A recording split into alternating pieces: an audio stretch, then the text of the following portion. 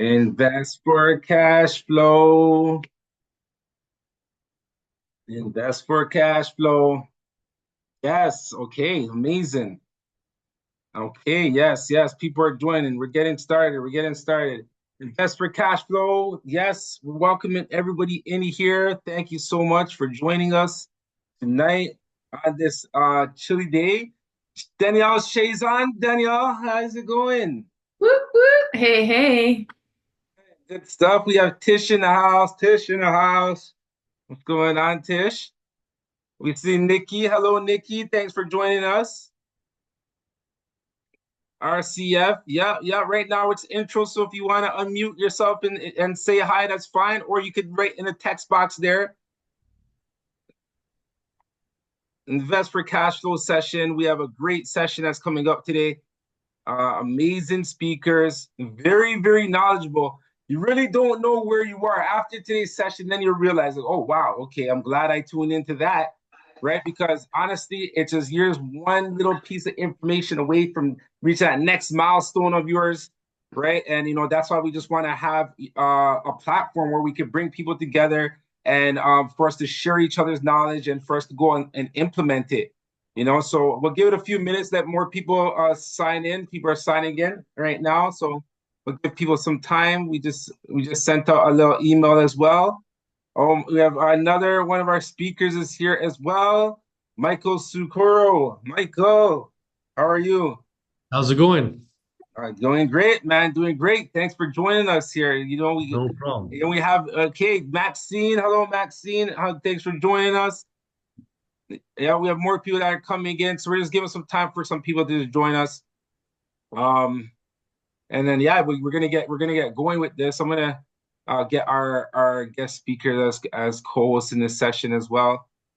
Right. So the investor cash flow, this whole series, it was made to pretty much have a platform online, for everyone to come pretty much congregate, come together, for people to build their social presence, and as well as for people to get information and use it to their advantage. Right now in this era that we're in, all this new technology is coming into our hands, and there's so much coming on, so it's hard to keep up with everything, but it's so important at the same time, just to keep up to date with everything. I remember before I was a CD guy, I had my CD compact disc, and I collected CDs. I had those big cases full of CDs, and I just pop into the CD player. And then I remember getting a next vehicle, and it didn't even have a CD player in it.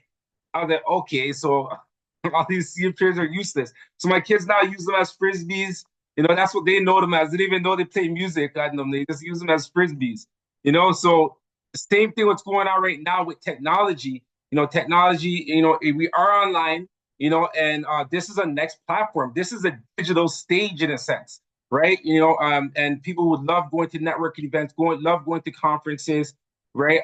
This is just another platform, for people to go out and get information on, right? And obviously it's new, so it takes some time for people to actually take it as serious, like as in opposed to in person. Of course, everyone shows up, and we definitely want to get to in-person sessions as well.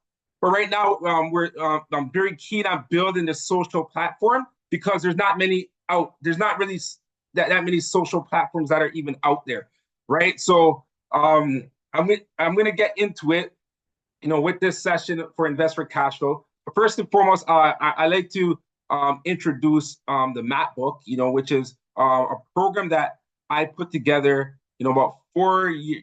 Sorry, it got released about 5 years ago, right? And I actually been practicing these principles for over 10 years. And a lot of you I'm sure, are practicing the same principles. These are universal law and principles that are just now put in a framework where it's more centered. So the information is out there in all the books. If you read all the books in terms of subconscious mind, and growing who you are, and goal setting and accountability is one of the main things with this program, right? And the map book, what it is, it's a 365-day program, right? And it was made for you to just pretty much whatever you say that you want to do, whatever your intentions are, it's a place for you to put them.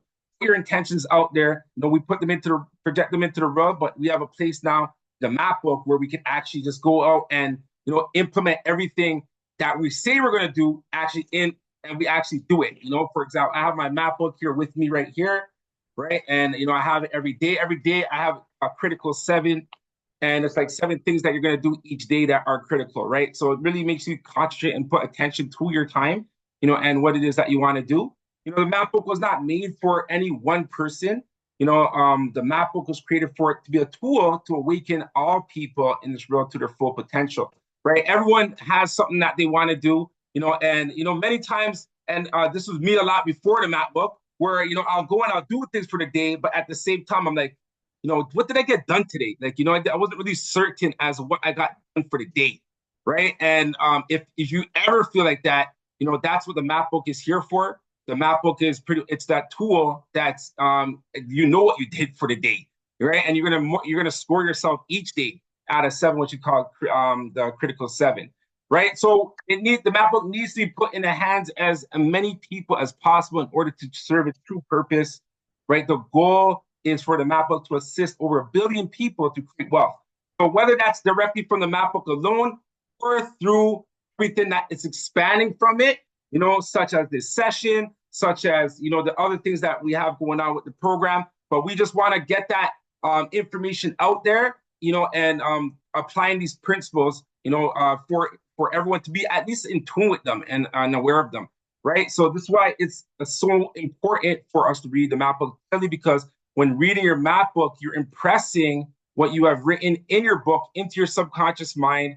And as a result, your body is moving towards everything that you have written down for yourself, your true inner desires, and you remain on purpose, right?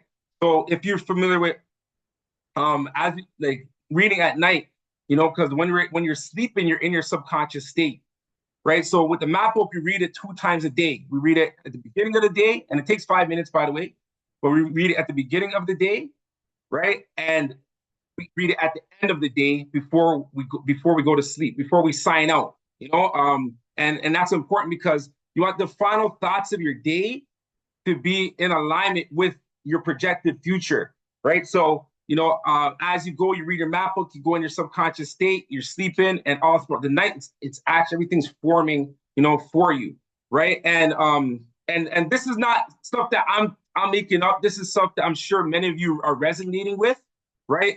It's just that the map book is a tool for you to apply that.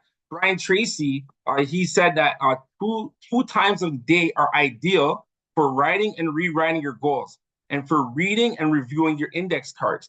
These are the last thing in the evening before you go to bed, and the first thing in the morning before you leave to work, right? When you rewrite and review your goals in the evening, you program them into your subconscious mind. Your subconscious mind then has the opportunity to work on your goals all night long while you are sleeping. You will often arise with the wonderful ideas for things to do or people to call to help you achieve your goals, right? So that's in alignment with our program.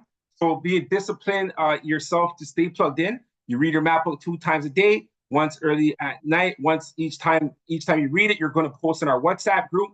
We have our WhatsApp group community that's posted in their map book as they're using their map book read. It's just 3 words that you're posting in their group. At the beginning of the day and at the end of the day, you're going to post map book read plus your score out of 7 for the day, what your critical 7 was, right? It may seem tedious to do now, but it's all worth it once you see the response and rewards of maintaining this discipline, right? So these are the 5 commitments with the program, right? It's really a simplistic program, but it's very powerful, right?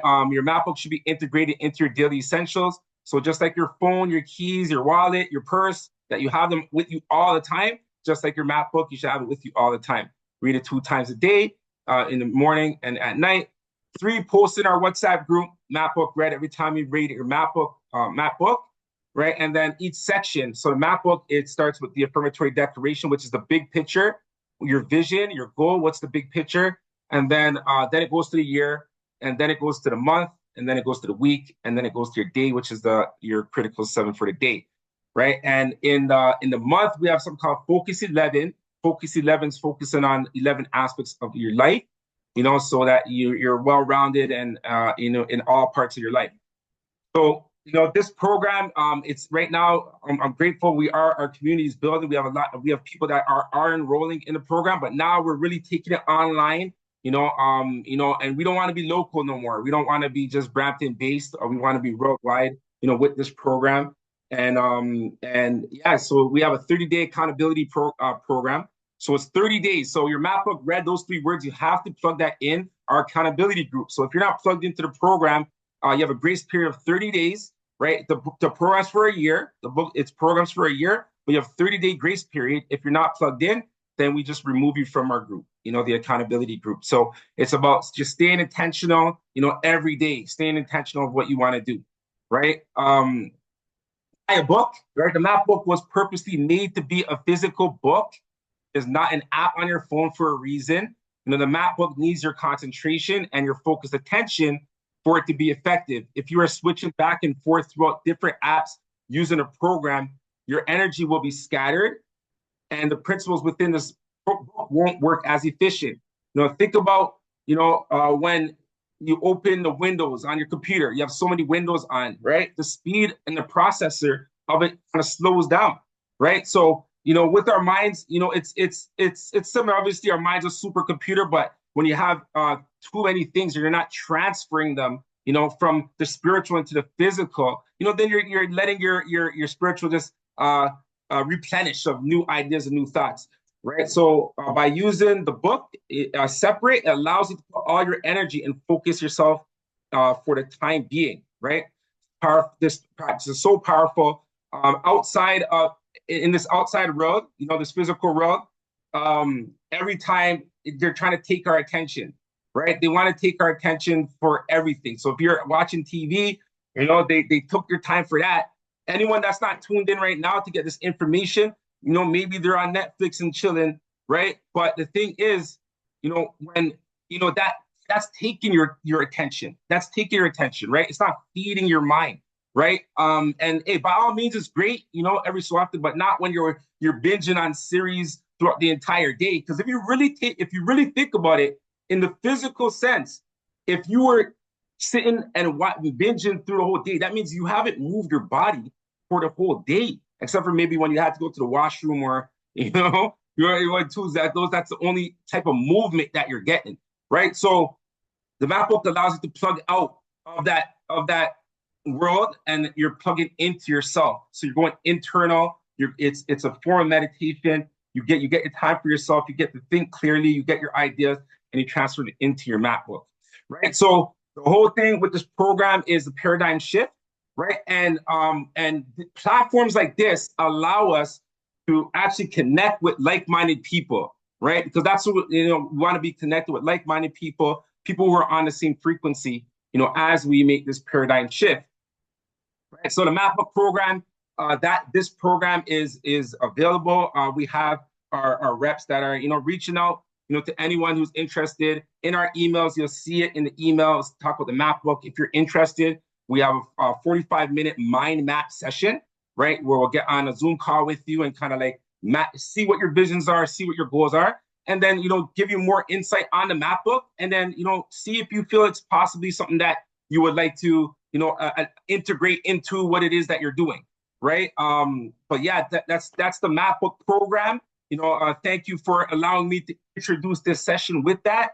Right now, let's get into it. The session of invest for cash flow, right? And invest for cash flow. Many people here are entrepreneurs, business owners, and investors, real estate professionals. We have amazing speakers, as I mentioned, right? And the beautiful thing with the speakers is, when I reach out, right away they say, yeah, I'm on board, right? Like, this is what we need. We need more service-oriented people. We need people who are out there to serve, and just want to go and provide value into this world, right? And of course, we need the people who are in attendance in here as well, because that exchange needs to happen, right? As they're giving the value, we need that exchange to happen for people to retain it, and that's really how the whole flow of this world works. So we're going to get started with our first speaker, Tish. Tish, how's it going? Just please introduce yourself. Let us know who you are. Hello. How's everyone doing tonight? Can everyone hear me? Yeah, we can hear you. Hey. Okay, awesome. Perfect. So I'm going to share my slides. Let's see if I can. I think you made me presenter, so I should be able to just pop them up, which is great.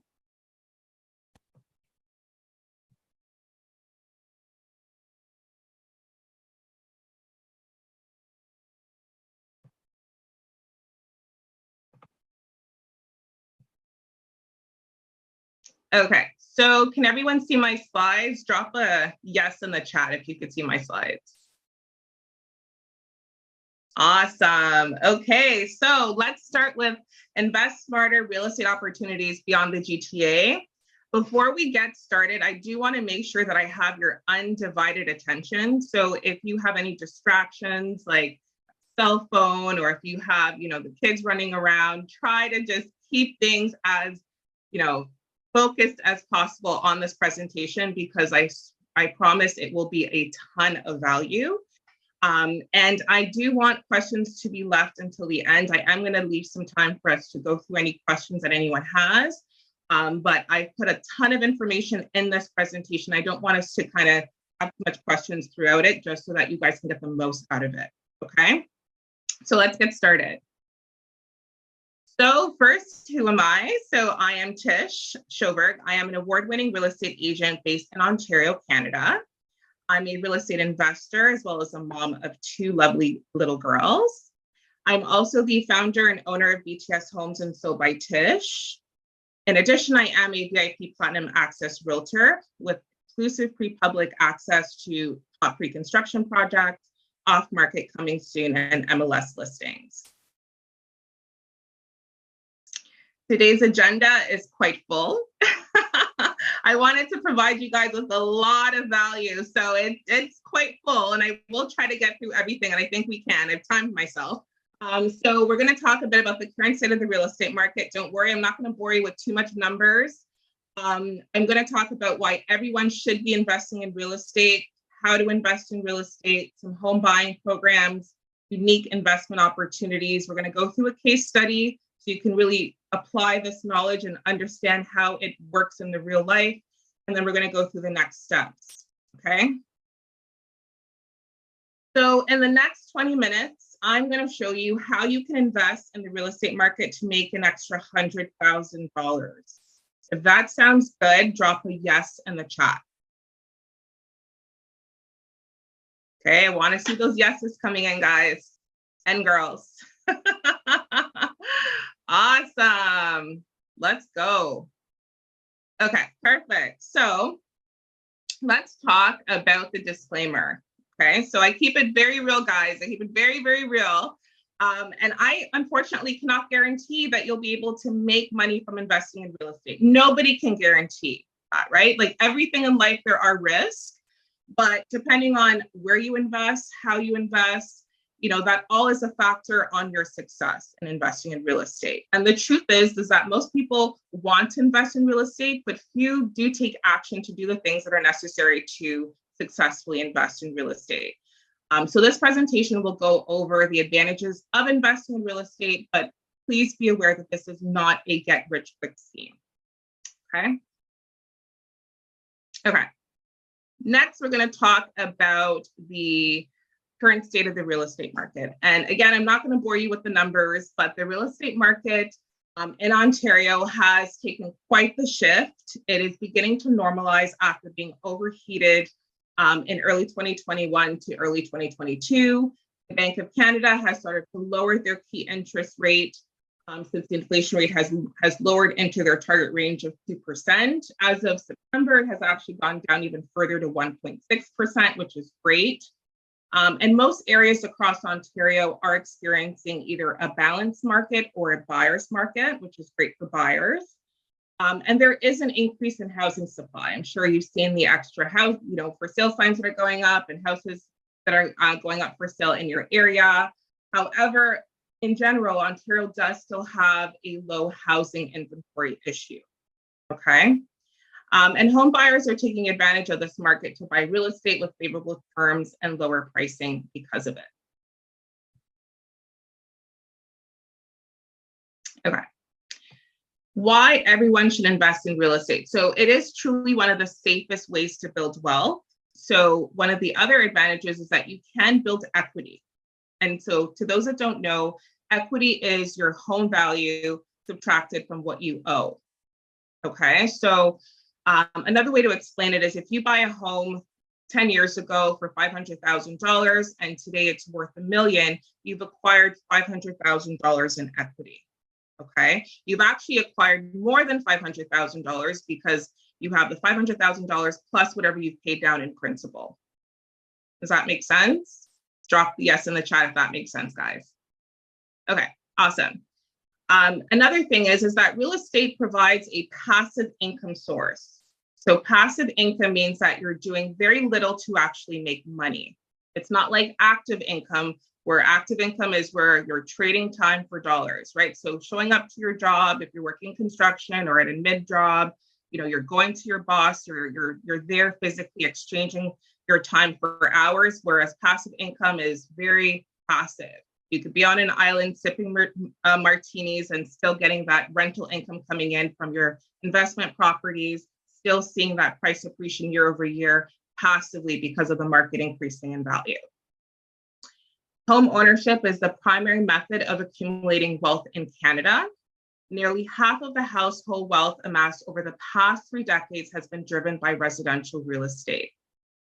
And then I'm going to drop some interesting news, okay? So 68% of Canadian households actually cannot afford to purchase a home based on earned income alone. And because of this, investing in real estate is crucial, not only for yourself, but for your children and their future. Okay, so the barrier to entry into real estate is very tight. Okay.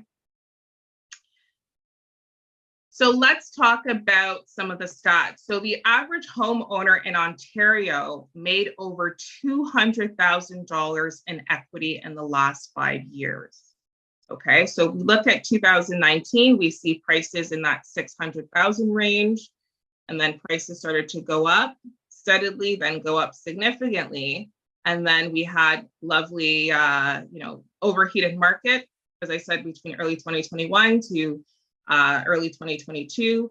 And then prices went down, and then the market has just been starting to normalize, right? So prices at this point is around that 850,000 mark within Ontario. So guys, that's an average 200,000 plus increase in prices in Ontario in just the last 5 years.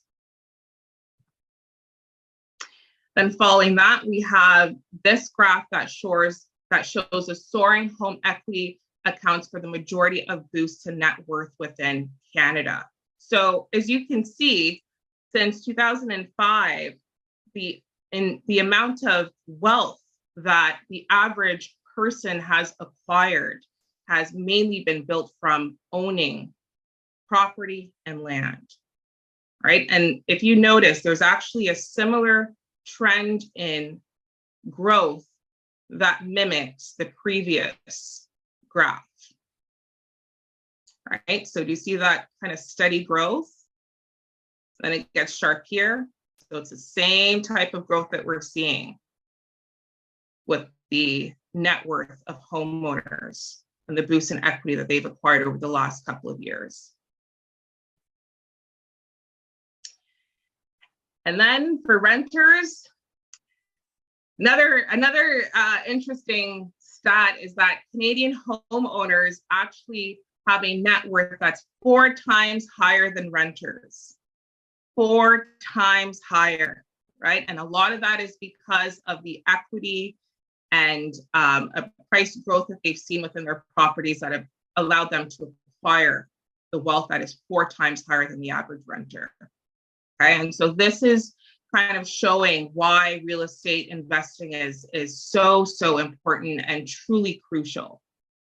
Okay, so how to invest in real estate. So I'm going to be talking really at a high level, very bird's eye view here when it comes to the method in investing. But one thing I do want to touch on is the very first thing about investing in real estate that most realtors will probably not even talk to you about is having the right mindset, being motivated, and being disciplined to see this through. Because a lot of people say they want to invest in real estate. They sometimes begin the process of reaching out to a realtor, but it's very seldom that people actually carry out the process. They get frustrated with doing the pre-approval documentation, or they change their mind, or they decide to go on vacation. So we have a lot of distractions in life. And so it's really important that if this is something that you truly want to do for you and your children's future, that you buckle down, you stay motivated, and you have the discipline to see this through, okay?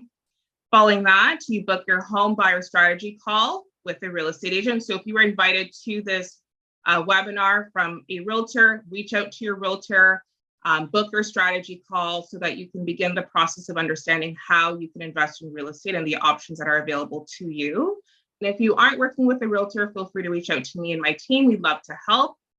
Following your buyer strategy call, where we come up with a plan for you to ensure that you're successful, we then go house shopping, the fun part. From that, we put in an offer on an investment property, you provide your deposit, you carry out the necessary conditions of financing, inspection, or potentially a condition of your home selling before we firm up. You close, you pick up your keys, and then we work on finding a tenant to help you cover your carrying costs for the property. So carrying costs are typically your mortgage costs, your property tax, and your water heater rental.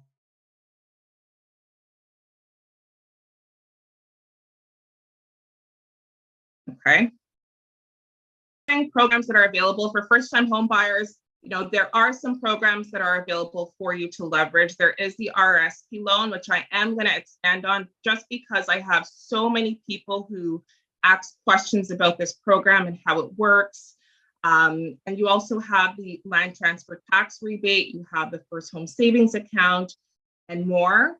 But again, I do want to touch on this RSP loan program. I know that there's so many people who are aware of the ability to withdraw from your RSP, but they are not aware of the ability to actually take out a loan to be able to do that, right? And so this is what I call a short-term borrowing strategy. It isn't for everyone. But the way it works is that you borrow money to make an RSP contribution. So you can borrow up to $50,000 depending on the institution that you're borrowing the funds from. You withdraw up to $60,000 from your RSP to put toward your down payment, and that's per person. So if you're a couple, you can actually withdraw up to $120,000, and that did increase this year. So it used to be $35,000, and they've increased it up to $60,000 per person. You can then claim a deduction on your tax return, and then that could help with getting a tax refund or lowering your taxes. You'll have your principal and interest payments that you would have to make toward your RSP loan. If you do receive a tax refund, you can use the refund to pay off your loan faster while your RSP investment continues to grow. Okay, and it's ideal that you try to pay this off within a year or two. You don't want to continue paying off, because you're going to be paying interest over the term of the loan. And this is why this is more of a short-term strategy. Okay, but you can use that tax refund to help pay down the loan. Okay. And then another good thing about this program is you can actually defer your first loan payment by 90 days. So a lot of positives with this program. Again, I find a lot of people are not aware of this ability to take out this loan to then, contribute to your RSP, so then you could withdraw it for your down payment.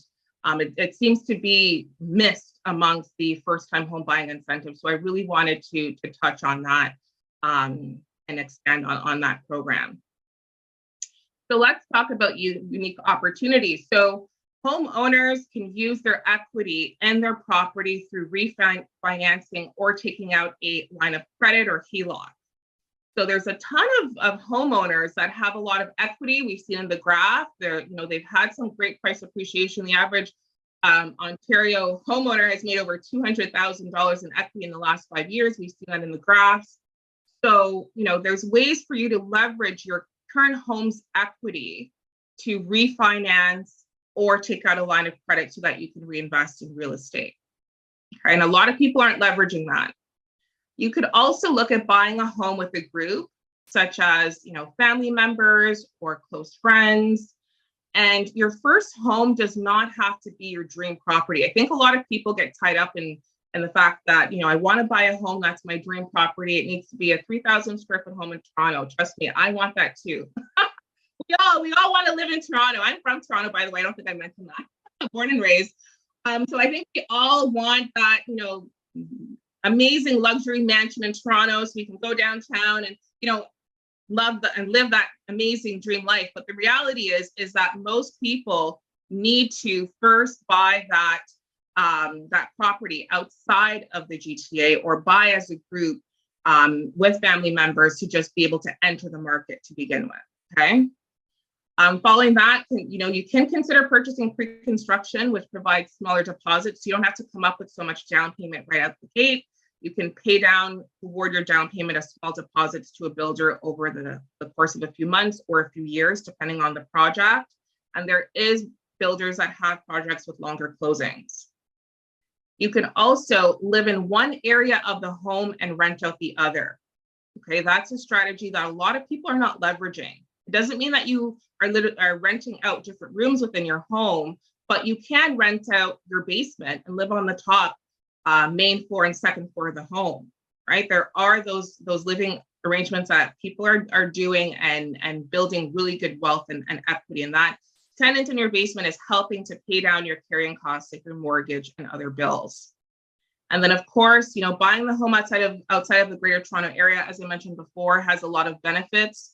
Homes are more affordable. There's less competition. You have more potential for cash flow because the cost is lower for the home, and the rental markets in these areas are usually very strong. So you're still getting that good rental income, and you tend to have more serious renters. And so what that means is, because there's not this ample supply of rental opportunity like there is in the GTA, your renters are much more keen on abiding by your rules and staying in that property with you and being more serious about renting your home and taking care of it, because they know that there's not as much supply as there would be if they were to rent in the GTA. Okay. So let's talk about this case study. So this is a case study of a home in Niagara. So purchase price of $600,000, the monthly mortgage based on a rate of 4.29. 25-year amortization, you're looking at $3,184. So additional carrying costs would be your property tax and your monthly water heater rental bill.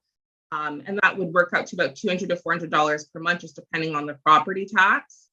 And then the rental income could be anywhere between $4,000 to $6,000, right? So in areas like Niagara that support Airbnb rentals, you have the ability to make more money, right? So you have more than the average long-term rental income, which would probably hover anywhere between that $4,000 range. But with Airbnb in the short-term rental market, you can make a lot more income, right? Which results in monthly positive cash flow. Okay.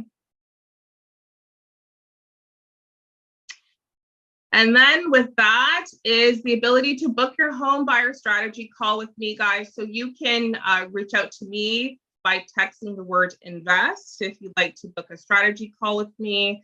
You could also scan the QR code and it will route you directly into my calendar where you can book your call with myself and my team. And we'll open the floor up to questions. I'm just going to look in the chat to see if we have any questions. I don't see any questions. That was really informative. I want you to go a bit deeper into the RSP loan, because I know that's something where people is something new that people are hearing about. And like you said, it's not for everyone. It's a high risk, but have you had clients doing it? Are there any hiccups that they're facing, and who's it going through for smoothly? Like, if you don't mind, expand on that a little bit. Yeah, absolutely. So, pretty much all the major banks allow that RSP loan to be taken out. There is a process of applying. It usually takes a week or two, depending on the institution. There is a profile that you need to be able to qualify for that, right? So it's very similar to your typical mortgage. So they're looking for a certain credit score, usually in that 620, 640 range. They're looking for the income, because the bank wants to have that reassurance that you can actually pay that RSP loan back, right? Pretty much like any other loan that you take out, right? So they want that reassurance. There is certain criteria that you need in order to qualify for that RSP loan and contribution. However, you want to make sure that you're applying for that RSP loan with ample time before you actually commit to buying a home. So I don't want to hear that you guys are buying a home and then looking to do this, right? So this is a part of the strategy call and actually coming up with a plan for you to see if this is suitable for you. It isn't for everybody because there are certain people who may already have enough money for your down payment, right? And especially with the mortgage rules changing as of December 15th, it is going to become easier for you to be able to buy a home. The down payment requirements are lowering. So again, this program is not for everybody, but it can be a really great short-term solution for people who are looking to leverage this opportunity for the 1 to 2 year mark, just until they are able to get back some funds, either through their tax return or through some other source, through working or what have you, to be able to pay this back within the 1 to 2 year term. And people are leveraging this. People are leveraging this even for pre-construction, right? So that's another avenue that you can use. You can take this loan out, put it toward a pre-construction purchase, and then by the time it's closed, if there's enough equity and price appreciation, you can use that to help pay down this loan, right? So there's various different ways that this can be used, and it seems to be kind of a new program that people are now finding out about. But this has actually been around for quite some time. I just think that there hasn't been enough awareness about it. I think there's just been a lot of focus on this RSP withdrawal, but just not enough focus on the fact that you can take out a loan to contribute to then withdraw. So happy to bring awareness to this program. And for any other questions, feel free to reach out. Yeah, amazing. Nikki asked, what interest rate do you have to pay it back at? That's a really good question. It really depends on the institution. So, you'd have to speak with your bank and see what they're offering. You may want to shop around to see what other banks are offering, to see, what would be the best rate for you, right? And the lowest rate. All right, that's amazing. Thank you so much, Tish. Really informative. And yeah, anyone that if they get in contact with her, book that strategy call, right? And get more insight. That's why we're on here, for us to be of service. So if what Tish said stood out to you, and you're interested, make sure that you reach out to her. Tish, thank you so much for speaking at this event. It was amazing, and stick around because we're gonna have that session where we're gonna go into how's the real estate market. So stick around. And there's other professionals and realtors and stuff in here as well. So we all want to pretty much be on that discussion. So thank you so much, Tish. You're amazing. No problem. Thanks for having me, guys. Give it up. We got some virtual hands over there. Virtual hand clapping. We got that over there. So that's amazing. All right, cool. So next we have our next speaker. Tish, I think you're still sharing your screen, if you don't mind, on sharing that real quick, so we can get to our next speaker, which is Michael Succurro. And Michael, if you were on the Instagram live with him, he was going deep into certain things with financing and of course Tish came with the real estate insight, giving you guys some real estate insight, and just talking about the RSP loans and talk about the interest rates, and so it's nice segue right into the lender. So Michael Succurro, Michael, please, the floor is yours. Thank you and welcome to the Invest for Cashflow session. Thank you. I really appreciate it, and I'm excited to be here tonight. Tish, that was amazing. It actually segued perfect into what I'm about to talk about with the market update, more so on the mortgage side. It's sort of like Richard knew how to line us all up. And let me share my screen here, and I'll get right into it. All right.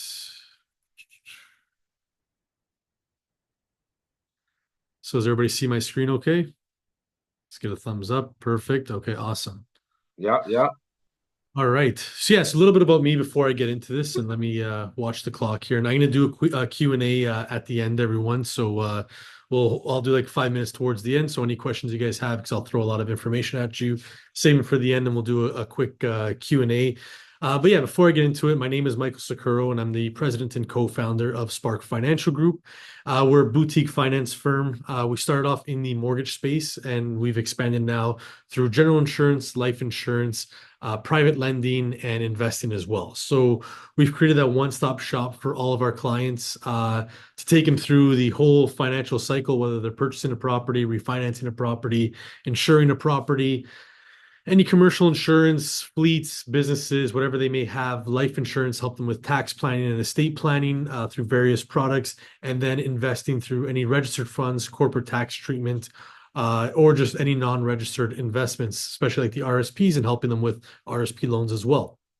Tonight, I'm going to put that all aside. I'm going to be going through more so mortgage market update, what I'm seeing happening in the market, what we have, sort of predicted for the future, what's going to come, some key features you should look out for when purchasing a property, and what indicators you should look out for in the market. And then just an investment tool that I've been using. I talked a bit about it on the live the other night. I'm going to go over briefly at the end. So to get right into it, the first thing I want to talk about here is the market outlook and what's to come.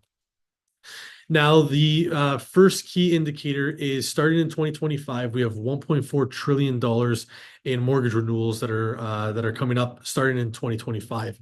And that's huge because, that's 48% of the current mortgages out there across Canada. And as an investor, or even someone looking to purchase for the first time, it may be a great time to purchase. A lot of people are scared of these renewals that are coming up, given that the projection, as you see on the right side there, mortgage repayments are projected to increase by 3 to 4 times the amount. And a lot of people may say, well, how's that possible? How's it going to increase 3 to 4 times? Well, if you look back to 2020 and 2021, where rates were virtually free, people were borrowing money for absolutely nothing. They were getting to mortgages at 1.1, 1.2%. On the variable side, we're looking at 1.6 to 1.8. Even for one of my rental properties, I got in at 1.4. Now you fast forward 5 years, and depending if that client took a 25-year or 30-year amortized mortgage, if you took a 30-year, you're paying 60 to 70% was going towards your interest. 30 to 40% was going towards your principal. So you weren't chipping away at a whole lot. So to give you a case study on that, if you were at a 1.35% rate, you had an $840,000 mortgage, you're going to be ending up with about $685,000 at renewal after 5 years, which is not too bad. You chipped away a decent amount of principal. Now, taking the fact, though, that when you are renewing, right now, we can't project what the rates are going to be, but given what they are today, you're looking at that 3 to 4 times increase, because right now, I wrote down a couple rates here live as of today. My best 3-year refinance rate is at 4.74, and my best 5-year refinance rate is at 4.69. So it's a huge increase from the 1.35% you locked into 5 years ago. Now, for anybody currently owning a property, that might be a little scary, but if you have the right rental income coming in or the right income to afford that, then you're in great shape. Now, for my investors out there, where this is really exciting, and again, it's I don't like to make it seem like you're preying on the downfall of somebody else, but there will be clients that aren't able to afford this renewal. And simply they're going to have to look at selling that property. And that's where a great realtor like Tish would be able to take you out and show you, okay, here's some, properties that are maybe undervalued or right at the right value, because again, these clients are just not able to afford these payments anymore. And I feel like we're going to see a bit of a fire sale. Now, in terms of the fluctuation in the market, what a lot of people think is, okay, a rate cut came out, that's great, market's going to see it right away. That's so far from the truth that it actually takes from 3 to 6, sometimes even 12 months for that rate cut to affect the market. And the main reason being is a lot of the time, a lot of these real estate stats you see that are on the news and the media are actually 3-4 months behind. And they're giving you stats for September that were actually from May or June. One of the key factors about that, where I could speak on the lending side, is with any A or B lender. So A being your TD, Scotiabank, any financial institution, the big five, or any B lender, which is a credit union like Home Trust, Equitable Bank, and whatnot. They actually don't foreclose on your property until 6 missed payments. So what's that mean? A client can actually withhold their payment and miss 6 payments before any enforcement is taking place. So taking that into effect, 6 payments is about 6 months mortgage delinquency, that the banks are not taking any action, which actually slows down the market. So especially when you see the banks talking about their delinquency rates, again, those are at least a minimum of 6 months behind.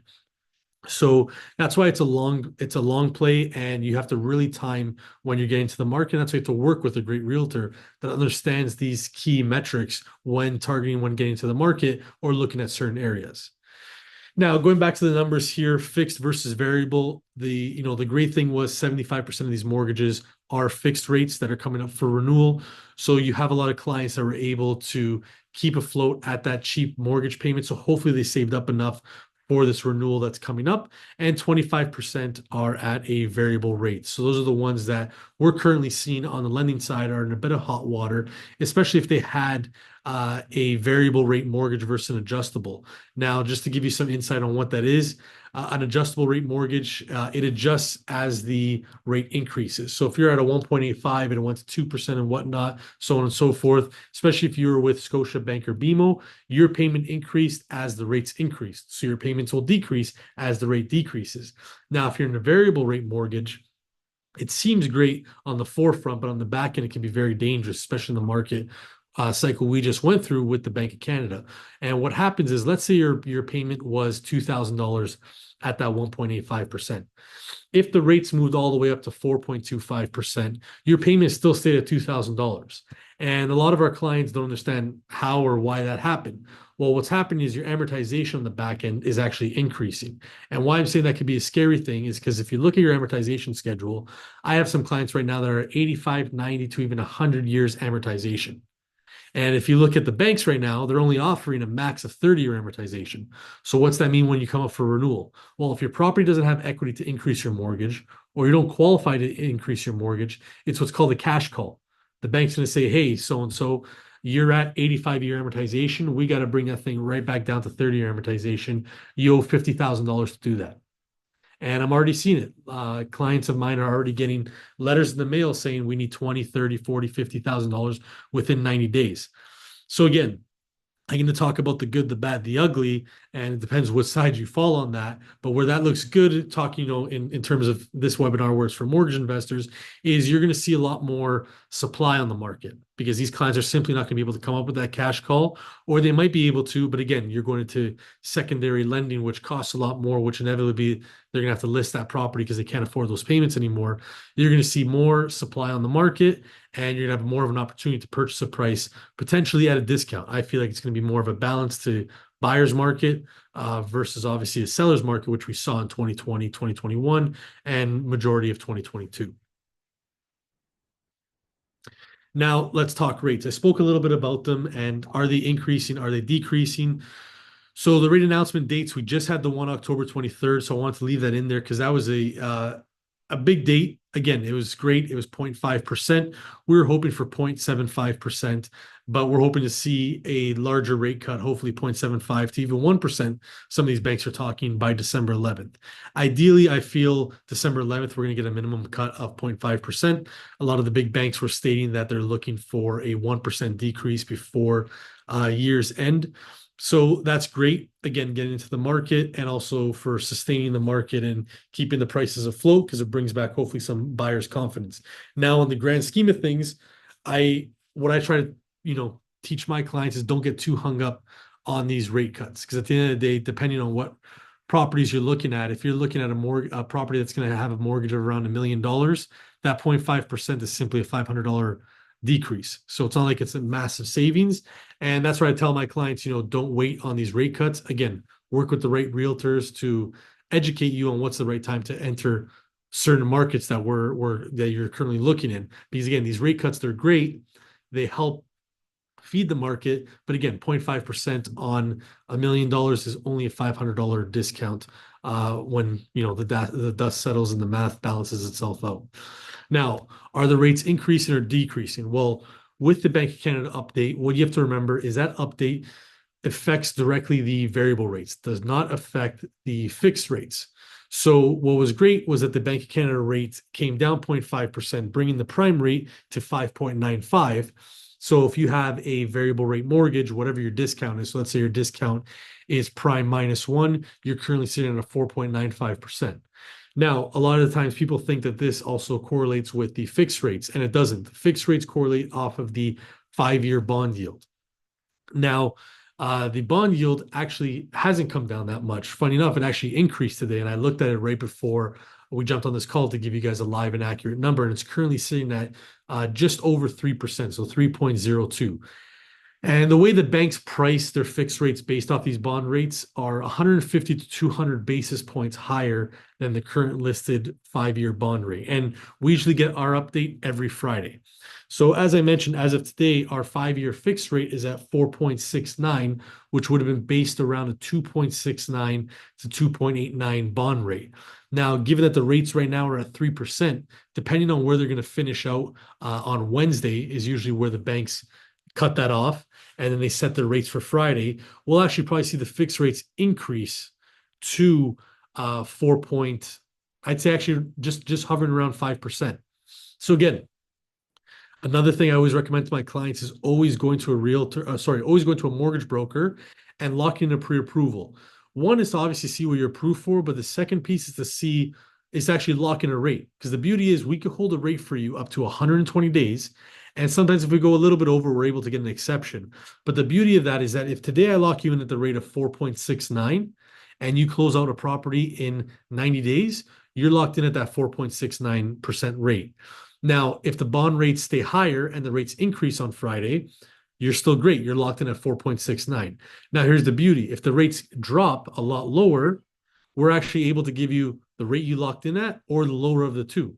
So if in 90 days you go purchase a property and you're locked in at 4.69, but the rates drop down to 4% flat, no problem. We could simply switch you over to that 4%. So that's why I always recommend if you're in the market to purchase within the next 3 to 4 months, always get a pre-approval to simply lock in that rate. It's also very important to see what you're able to afford, but locking in that rate could save you hundreds of dollars because that fluctuation happens on a weekly basis that a lot of people don't know about. It's the variable rate that takes into consideration what the Bank of Canada's prime rate is going to be at. Now, the last piece here is fixed versus variable. So if you're one of my clients or you're looking to get into the market right now, I highly recommend going to a variable rate.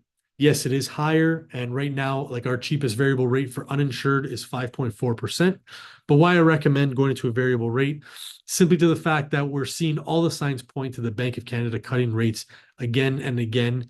And the beauty is if you go into a 5-year variable mortgage, you're actually able to switch to a 5-year fixed mortgage at any point in time in your term or whatever is left in that term. So if you're on your if you have 4 years left, you can switch to a 4-year fixed mortgage.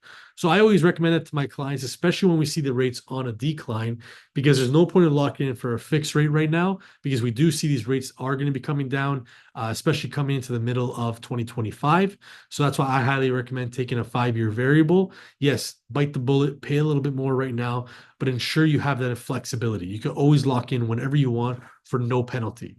If you're in a fixed rate mortgage and you want to switch to a lower rate, you got to bite the bullet and pay the interest rate differential or the 3-month interest penalty, whatever is the higher of the two at the time. So that's why I recommend right now, if you're looking to purchase, going in with a variable rate mortgage. Now, the future of lending. So what do we have going on? What are the banks offering? What are they offering first-time home buyers, amortization adjustments to come? So the great thing is, a lot of you I'm sure heard, the banks had come out with a new plan for first-time home buyers, offering them 30-year amortization on new construction. So that caused a lot of stir in the community, and it forced them to further put in new measures, which was great for first-time home buyers and already current homeowners.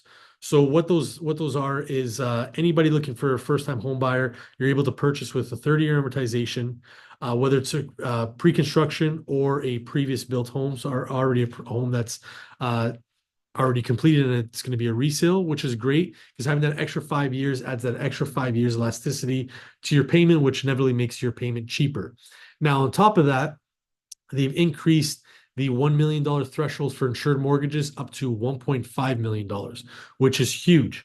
Because again, if you're looking in that Toronto, Vaughan, GTA area, I don't know where you're finding a property under $1 million, especially if you're a small family. It's very hard to find something within that budget range that's going to suit your needs. So bringing it to $1.5 million will assist you to put down 5% on the first 500,000 and the remaining 10 to 15% on the remaining amount of $1 million, which is great. Now, what's really awesome is for current homeowners that have an owner-occupied home, they're actually able to purchase another property now, move from owner-occupied to another owner-occupied property, and take advantage of that same $1.5 million. So let's say you're currently in a condo at $800,000 and you're a first-time home buyer, you took advantage, you're getting married, you're having a kid, you're having your second kid, you need to upgrade properties, but you simply can't muster up that $250,000 down payment to get into a, 1 million plus to 1.5 million plus property. You're able to now take advantage on a 25-year amortization, putting less than 20% down up to 1.5 million. So again, that's for owner-occupied clients that currently have a property that are not first-time home buyers, and this only is allowed if you're buying another owner-occupied property. So you can't use this to buy a rental property. It has to be your primary residence. But again, this is huge, which I feel is going to stimulate the market. November 21st when it kicks in. So I feel realtors are going to see a lot of offers at the 1.5 million and under mark for anybody looking to enter the market, because again, on 1.5 million, simply putting 10% down works out to $150,000. Again, with the sliding scale, it's going to be about 175 or 170,000, depending where you're looking. But that's amazing, because anywhere before on 1.5 million, you'd have to put down 20%, which is $300,000.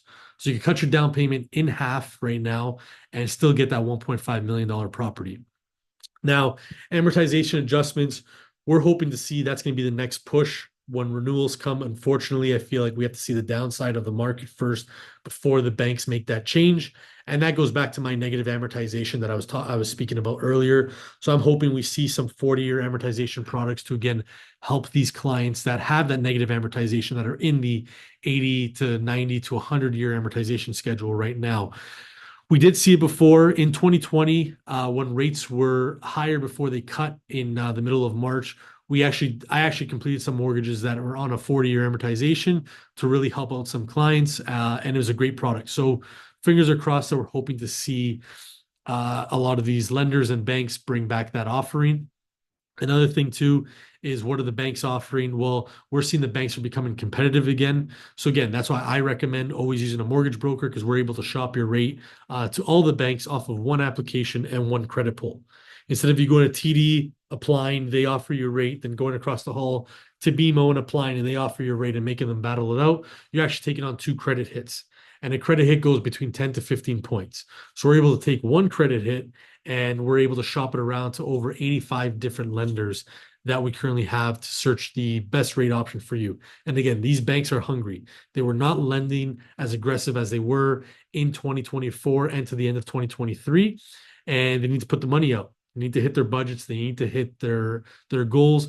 Hint, hint, especially with TD, they just took a $3 billion lawsuit that they have to pay out. So I feel like they're going to be the most aggressive right now on lending out some money at a great rate to definitely recoup some of that revenue.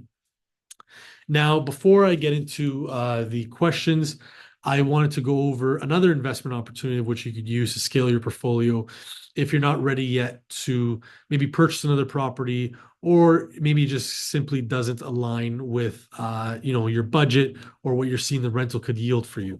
And that is in private lending. So what I did here is I kept it super basic. I didn't want to throw too many numbers. It goes way more in depth, but I wanted to show you an example here on how you could earn with private lending using your current property. So let's say your current property is free and clear and it's worth about $1 million.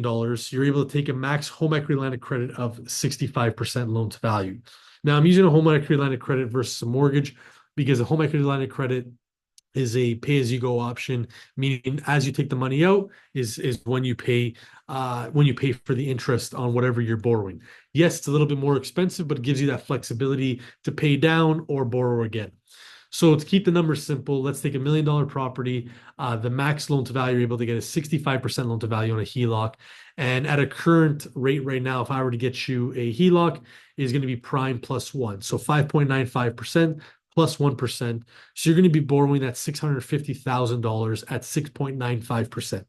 Just on interest, if you want interest only, that's going to cost you $3,764.58 a month.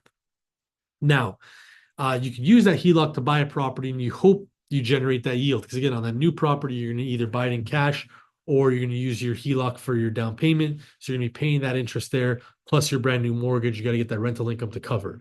Now, the beauty with private lending is you're still in the real estate market. It's still backed by real estate. And we have a couple options, whether you can invest through our fund or you can become an individual investor yourself with your own money, and we put you on title. So the way it works in layman's terms, and I'm going to give you my information to book a call after if you want to dive deeper, but to keep this really short and sweet, if a client is looking for a first or second mortgage, the way it works is we put you on title of that property, so you're secured against that property.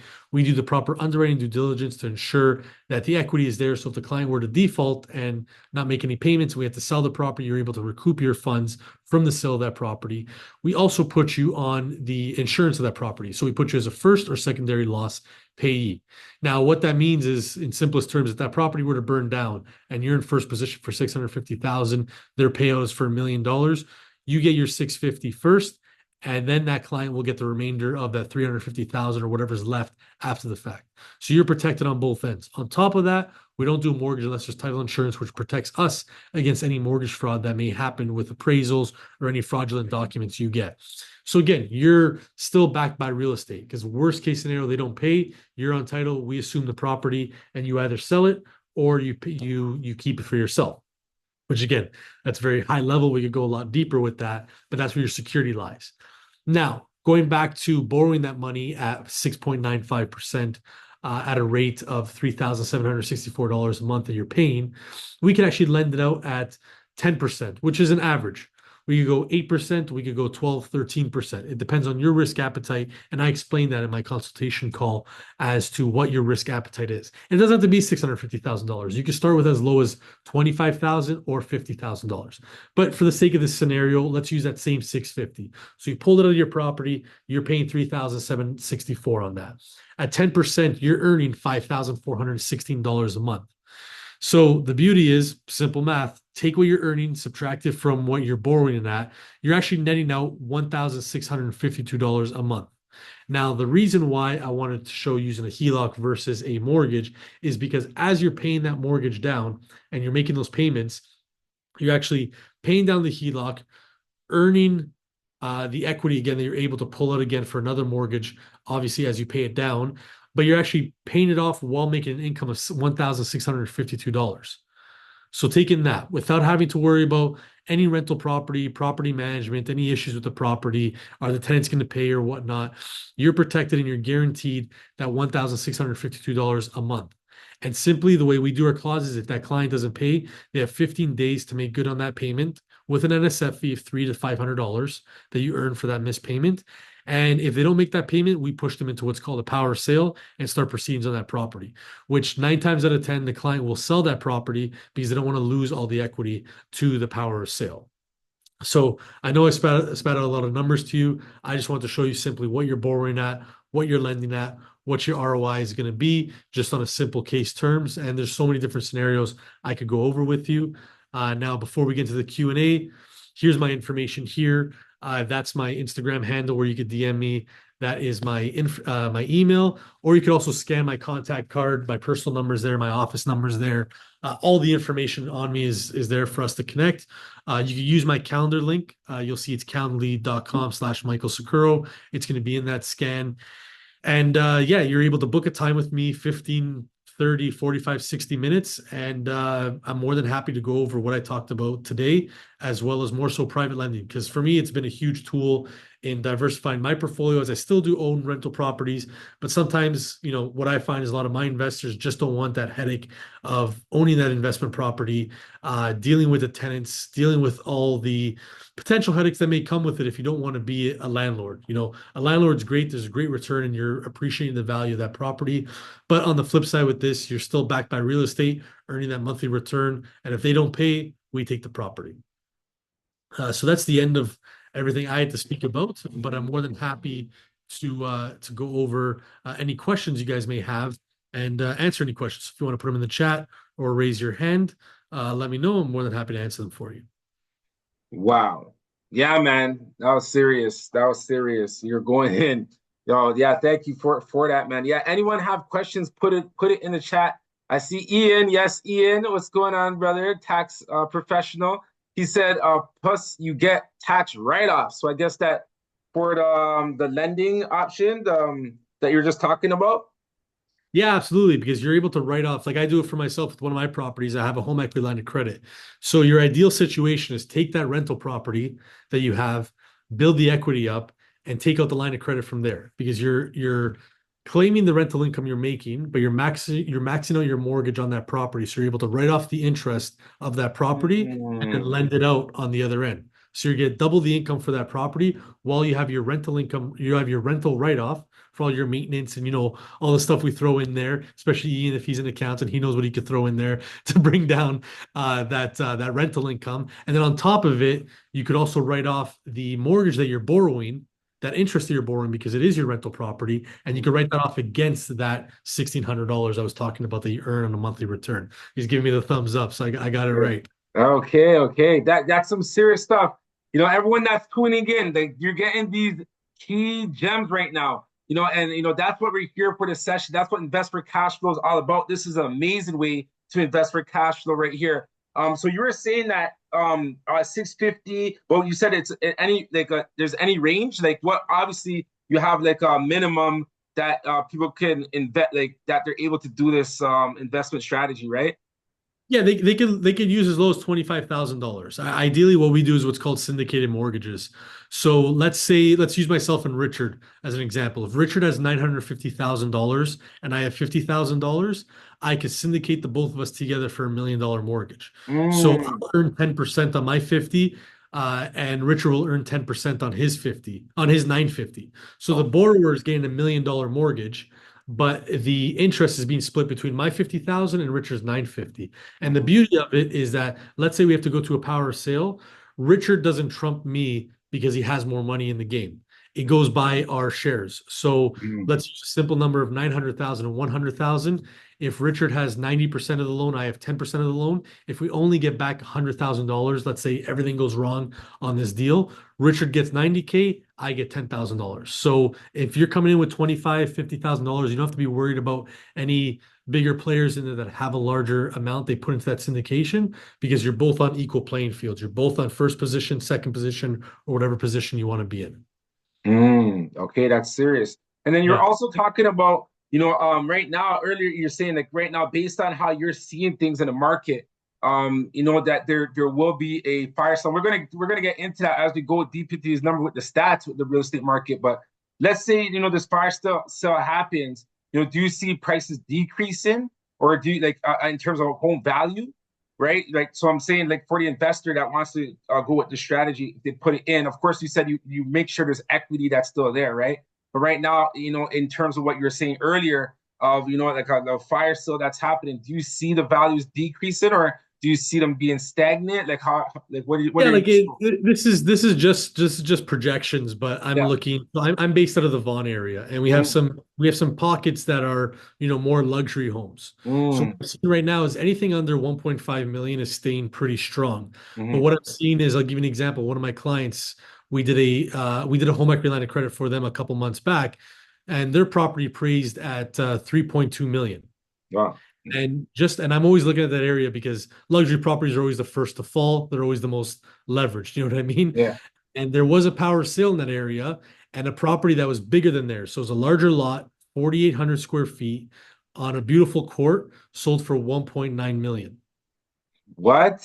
That's crazy. because people are stuck, and I see that on a daily basis, especially because I'm in the Vaughan area.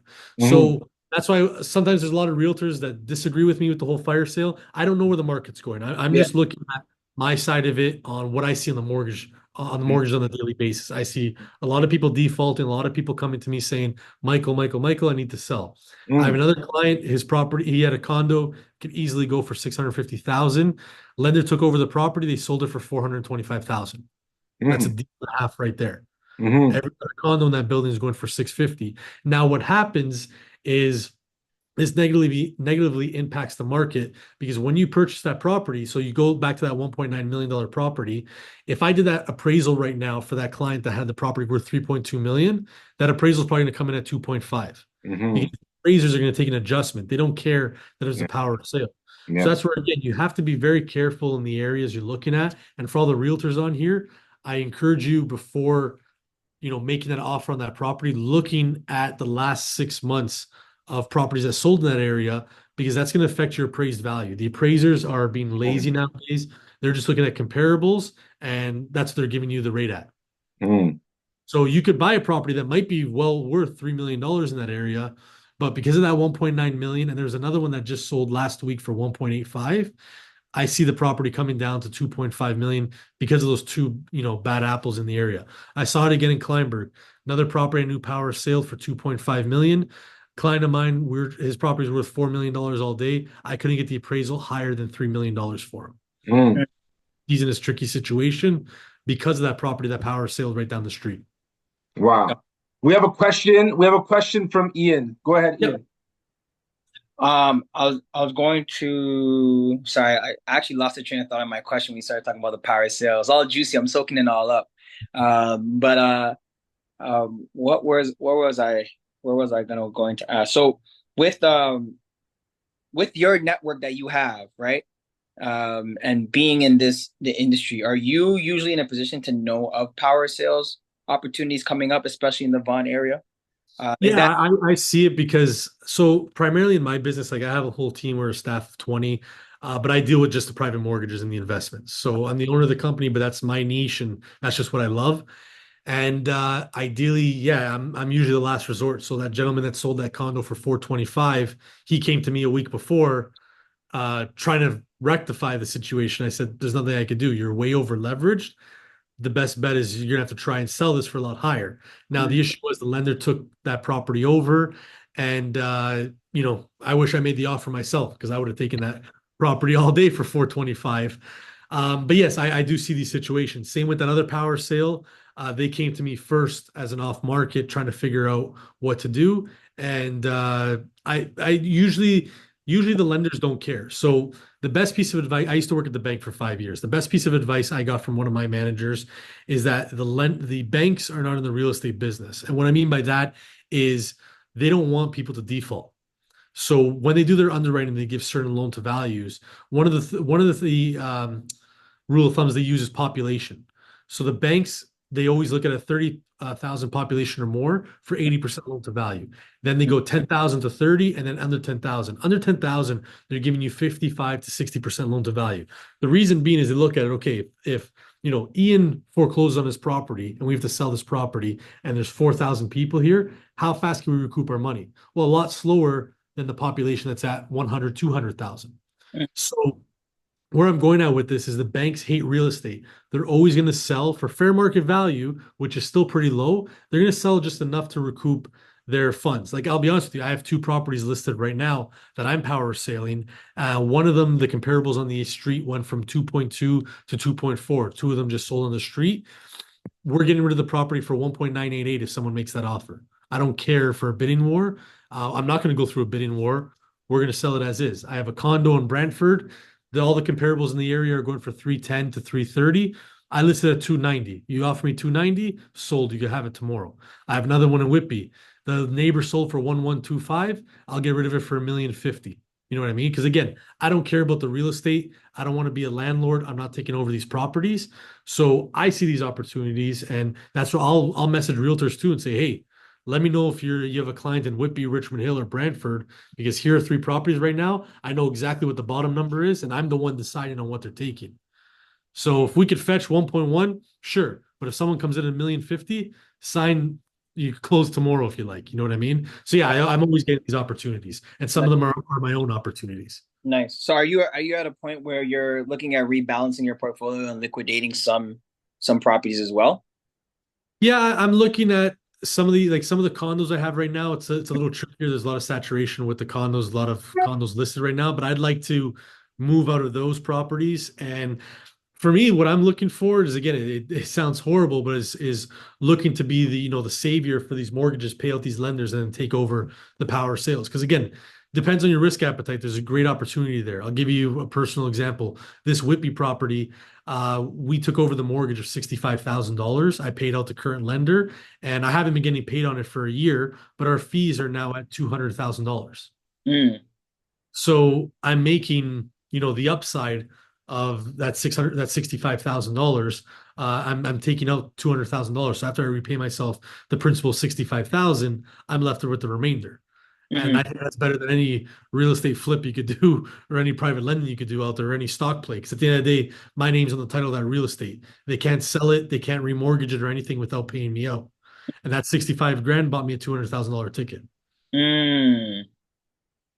Got it. Yeah, that's deep. That's deep. We're already in the next session automatic. You guys we were in it already, but you guys pretty much emphasized it, So, like what you're talking about, Michael, was really deep. And how's the real estate market? We just like to have this little session within the Invest for Cash Flow, and you already got into it, and I want for anyone, this is open for everyone that's here, whether you're doing single family, multifamily, you're a mortgage broker, realtor, a homeowner, maybe you're coming up for renewal, right? We want to know, how's the real estate market, right? Just looking at the general stats right now, we're looking and we see this is the greater Toronto area and surrounding areas, right? We're looking, the sales have actually increased in terms of, month to month, for residential sales, right? But we're seeing the new listings also increased as well. Right. So there's a lot of new listings that are coming onto the market, and we're noticing just like what Michael was saying, that the average price is coming down. Right. So the average price actually dropped in terms of sale price. So we did get more sales, but the actual price of the properties have decreased.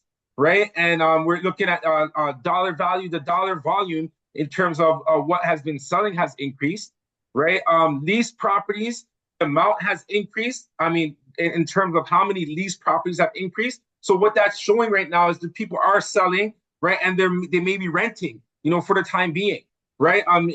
After I go over this, you guys tell me, right? And then we're noticing that the average one bedroom in terms of rental price has actually decreased, right? And then when we look at the charts here, right, we're seeing over here, it shows that the sales, they were dropping, but now it's looked like it got a little steady. Right now, I guess all the news that's been happening, it's been picking up a little sales, the new announcements and everything like that. But let's take a look at the new listings that are on the market, right? And so we see, that has shot up, and I'm seeing that firsthand, and I'm sure you're noticing, if you're driving around, you're starting to notice a lot of properties going on sale. And just like what Michael was talking about, right now, some people they need to be going on. So we've seen this just shoot up. In the past month, right? We've seen that shoot up. And let's take a look at active listings, right? The listings that are active and still on the market, right? Okay, yeah, look at that. We see a trend that's going over here, guys. We see the active listings on market, that it's the trend's moving up, right? So there are more listings that are coming onto the market right now, right? So, this pretty much supports what Mike was saying, but that's what we're talking about. How's the real estate market? I don't know if anyone's looking at this data, and even with your own personal experience, what are you seeing? So I want to open it up. Anyone, wants to give their little insight on here. Danielle, I know you're coming up with a lot of details, but I know you're well versed in multifamily. What are you seeing? How's the real estate market? Yeah, you know what? Right now, the real estate market, there's some hesitation in the market still, but with the rates starting to go down, there's people that are starting to take a buzz and starting to talk about it. So a lot of people have been sitting on the sidelines for the last year or two and waiting, and a lot of buyers have been waiting. for the bottom. And so nobody should be speculating, but everybody speculates when it comes to real estate because there's a degree of that happens when you're in real estate. And ultimately, everybody just wants to wait until there's the bottom and then start buying. So I think once you start seeing a few investors coming in and buying and rate, the prices start kind of creeping up a little bit, then you're going to have more and more buyers. I mean, there's just so many people out there that are followers and they just want to wait until somebody else takes the risk. And so they're waiting for those trailblazers to come on and start investing. And once that starts happening, I think things are going to turn. So I think in the new year, honestly, again, we don't want to speculate. There's a degree of speculation that happens here, but I think in the spring, we're going to really start seeing things come around. But I think, everything Michael said, 100% on point. There's a lot of people that aren't going to survive until the spring. And there's a lot of people that are trying to sell that should be selling, but they have emotion come into play and they don't want to sell at the lower price than what they think it's worth. And they're hanging on and waiting. And what's happening is they're just not able to hang on as long as the market is taking a turn. And so then they end up getting bit. And that's where you get these power sales. The banks come in and take over. And then at that point, they've lost more than they would have if they had originally just sold it. But a lot of people are making those emotional decisions and they're just bad decisions. When you're making an emotional decision, guys, you have to stay logical. Yeah. Yeah, for sure. Wow. Thank you for adding that. Michael, what are your thoughts? Yeah, no, Danielle hit it on the head, and I actually think we're probably going to see a bit of an uptick, as well going into even January, February. I know those are usually the slower times, but on my side too, every time there's a rate announcement coming around the corner, we get so many people putting in pre-approval applications, and there's just that FOMO. So you have a lot of these first-time home buyers. Plus, with these new rules coming in November 21st, I actually feel like we're going to see the market have a big uptick because everybody wants to get in right now. That's for sure. Everybody's been waiting on the sidelines. The whole rate cuts are going to push them to get into the market. But just like Danielle's saying, that springtime, I feel like we're really going to see the worst of it start next September. Because again, there's always that delay, there's always that lag in the market. And I think, you're going to see everybody wanting to buy right now. And at the end of the day, people are always going to hold on. So everybody's going to go through that renewal. That renewal is going to come into play. They're going to say, hey, Michael, your rate was at 1.35. Now we're going to offer you 4%. You want it? Yeah, sure. You're going to try 1 month. You're going to try 2 months. And then you're like, I can't do this anymore. But you try 1, 2 months. That's going to start in March. That's then April, then May. They list it or they try to hold on. You're looking at June, July, August is where you're going to start seeing, again, those fire sales, I like to call them. Another stat, too, I forgot to throw in there is that in 2020 and 2021, 85% of Canadians borrowed their down payment. And the average borrowed amount was $135,000. And at the end of the day, yes, there's bank of mom and dad, but a lot of the times, because I saw this on my side, that bank of mom and dad were taking out home equity line of credits or mortgages on their properties. So I look at this as people are 100% leveraged. So that's increasing on the money they borrow that hopefully they're helping their parents pay, or hopefully in their sake, the parents are paying that. You have people that are 100% leveraged right now. Wow. That's serious. But if they borrow that down payment, at the end of the day, if it came from a family member and that family member, passes away in 10, 20 years, someone's got to repay that debt, which inevitably falls down to the kid. Yeah. So another scary factor as well when you're looking at this. And that's why towards what Danielle's saying is a lot of people are going to hold on because there is that factor in there. Again, I've been looking for places myself and I've been shooting out offers. I had a property I went to go see again. It was a condo. So I'm trying to target these 1+1s just to give a short story.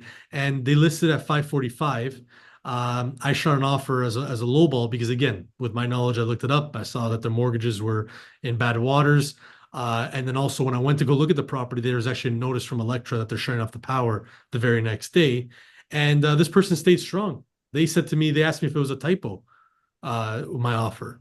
And I said, based on the comparables, I said in January, the 1+1s with a 1 bath were selling for 545. I said, I think you're nowhere near even 500 grand, but I'll offer you 500 grand. And they said, no, we've been getting offers for more than 545, yada, yada, yada. We're not even taking those. And I keep watching that property because I know it's going to end up in bad waters because at the end of the day, there's default on the first, default on the second, and the power's being shut off. But people have that pride. And again, too, that's what happens when you don't use an educated realtor. This realtor, you could always do your research. This is their only listing they've had for the whole year. And it's a family member he's listing for. So they're trying to save costs on, paying maybe that commission. But that's what happens when you use a fly-by-night realtor that has no track record, has no experience. And that's where I always recommend always making sure you interview your realtor. Mm-hmm. And Yeah, definitely. make sure you're educated for your client, because that's what's going to separate the strong from the weak. And that's why you had, 100,000 realtors in 2020, and now you're left with, 75,000, which 35 of them are actually active, because everybody wanted to get their license because it was really easy to put their sign on the lawn, and everybody sold the property in 2020, 2021. Yeah. You know what I mean? It was like order taking. Exactly. Order taking, Exactly. Now it's where the real realtors are going to shine. Yeah, Can for I just sure. rant here for a sec? I just need to, Richard, please. Yeah, that's what this session is. That session is, that's what it is. It's a discussion. Go ahead. Let me just tell you guys. Okay, if you don't already know this, I'm going to tell you right now. What Michael is telling you guys is gold. You got to understand fully understand what he's trying to tell you right now.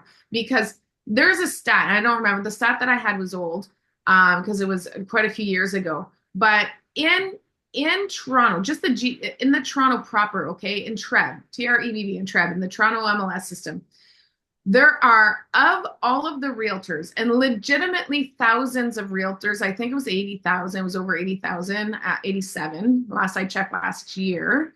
And you're right, that has dropped off a lot because the market, there's a saying out there, when the tide goes out, we see you swimming naked, right? So it's kind of like when the market kind of goes through this rinsing cycle, it really washes out people who shouldn't be in the market, not just realtors, but investors and all across the board, mortgage brokers and everything. So, but the thing is that even of those who have survived, of the ones that are still here, it is less than 5% of realtors just in TREB, okay? And this is pretty much the same. The stats are going to be a little bit different on other MLS boards, but roughly the same. It is less than 5% of the registered licensed realtors who do over 90% of the transactions. Think about that, guys. The reason why I wanted to emphasize what Michael is saying here is so that you understand that not all realtors are created equal, period. So it's really important. We're going to talk about, when I'm speaking, we're going to talk about vetting your joint venture partners, but you got to also vet all of the service people that you work with on your professional team, on your service team, and they have to understand exactly what it is that you want and where you're going, what your goals are in order to put you in the best situation. So what Michael is saying here is about one realtor, but there are thousands of realtors like that. And if you didn't catch it, what he said is you can go on MLS.com, look at what they have listed, see how many listings they have. If they don't have a lot of listings, really question how many transactions do they do a year? Are they investor friendly? Really ask those questions, because if you don't, that realtor is there's a saying in the realtor world, if you overlist initially, you'll undersell eventually. And so that's what happens with all of these kind of one-time, one-off realtors is, they kind of think, oh, we're going to get this. And they're just super optimistic. I don't think they try to hurt you. They just don't really know any better. And so anyway, that's kind of my rant. Sorry, Richard. What Michael was saying here is like on point. I just want to make sure everybody understands. That's what this session's for, that's this session. We really want to go into discussion, and in that the discussion has to have multiple people talking. I see Realtor Doma on here. I see our Harley Holmes.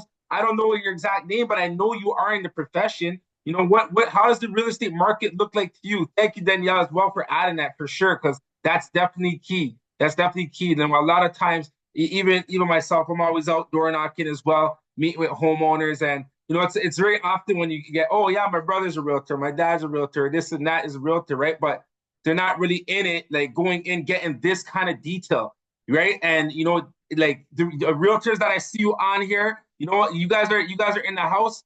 I give it up to you because we all got to be sharp. In whatever it is that we do, we all got to be sharp, and just keep retaining more and more information on how to make this industry, better and a higher standard. So. I reached out to realtors. You guys have any input on how's the real estate market? If not, we're going to go into the next session right now. So Yes, yes. Realtor in these rooms are the ones you need to do business with. Yes, all right. Thank you, Danielle, for that shout out for sure. You know, Oh, wow. for, so Eve, if Eve, you're the next speaker, we're gonna have you on there. But if you, I know you're a real estate investor as well. You know, so if you don't mind, you know, why don't you start off with that as well? Like, how's the real estate market for you? And then, you know, transition into, I know you got a deep talk where you're going to be going into the mindset and stuff like that. But, you know, real quick, just to end off this session, you know, how's the real estate market? You know, please. Can I say something quickly? Okay, yes, please. Okay, thank you, thank you, thank you. Introduce yourself. My Zoom keeps going and I wasn't able to say anything. Can you guys hear me? A little bit. You're a little muffled, though. Go ahead. Can you hear me? Yeah, go ahead. Go ahead. Oh, I'm having a little bit of problem with my Zoom today. I'm not sure why. I was just like Daniela said, and also for Michael said earlier. I know, Mike, you talked about sellers being a little stubborn in terms of selling when the time comes. I have had some previous clients, so actually 2 months ago, I had 3 clients called me up crying that the banks are coming to the house. So listening to the story, they ended up holding on to it when it was time for them to sell. And eventually the bank came and there was nothing else that I can help them with. So I think anyone who's here who's in that position, when the time comes, don't hold on to it too long because the banks are not friendly. You miss a payment, 2 payments, they're coming for you and they come hard. One of my clients, they came, locked the doors without even us knowing. And how we found out is there was actually a showing that somebody went to, and he's like, "Hey, your doors are locked, change." And I'm like, "Oh, what's going on?" And he's like, "Yeah, there's a notice here." So anyone here who's in that position, I know houses are more sentimental, and it can, you know, you wake up and say, "Oh, I can do it," but when the don't hold on to it too long because you can actually sell and make some money rather than bank coming and you don't make nothing else. And more so, they will probably come back with a big bill if they don't sell for the value you need. So that was my intake of the too.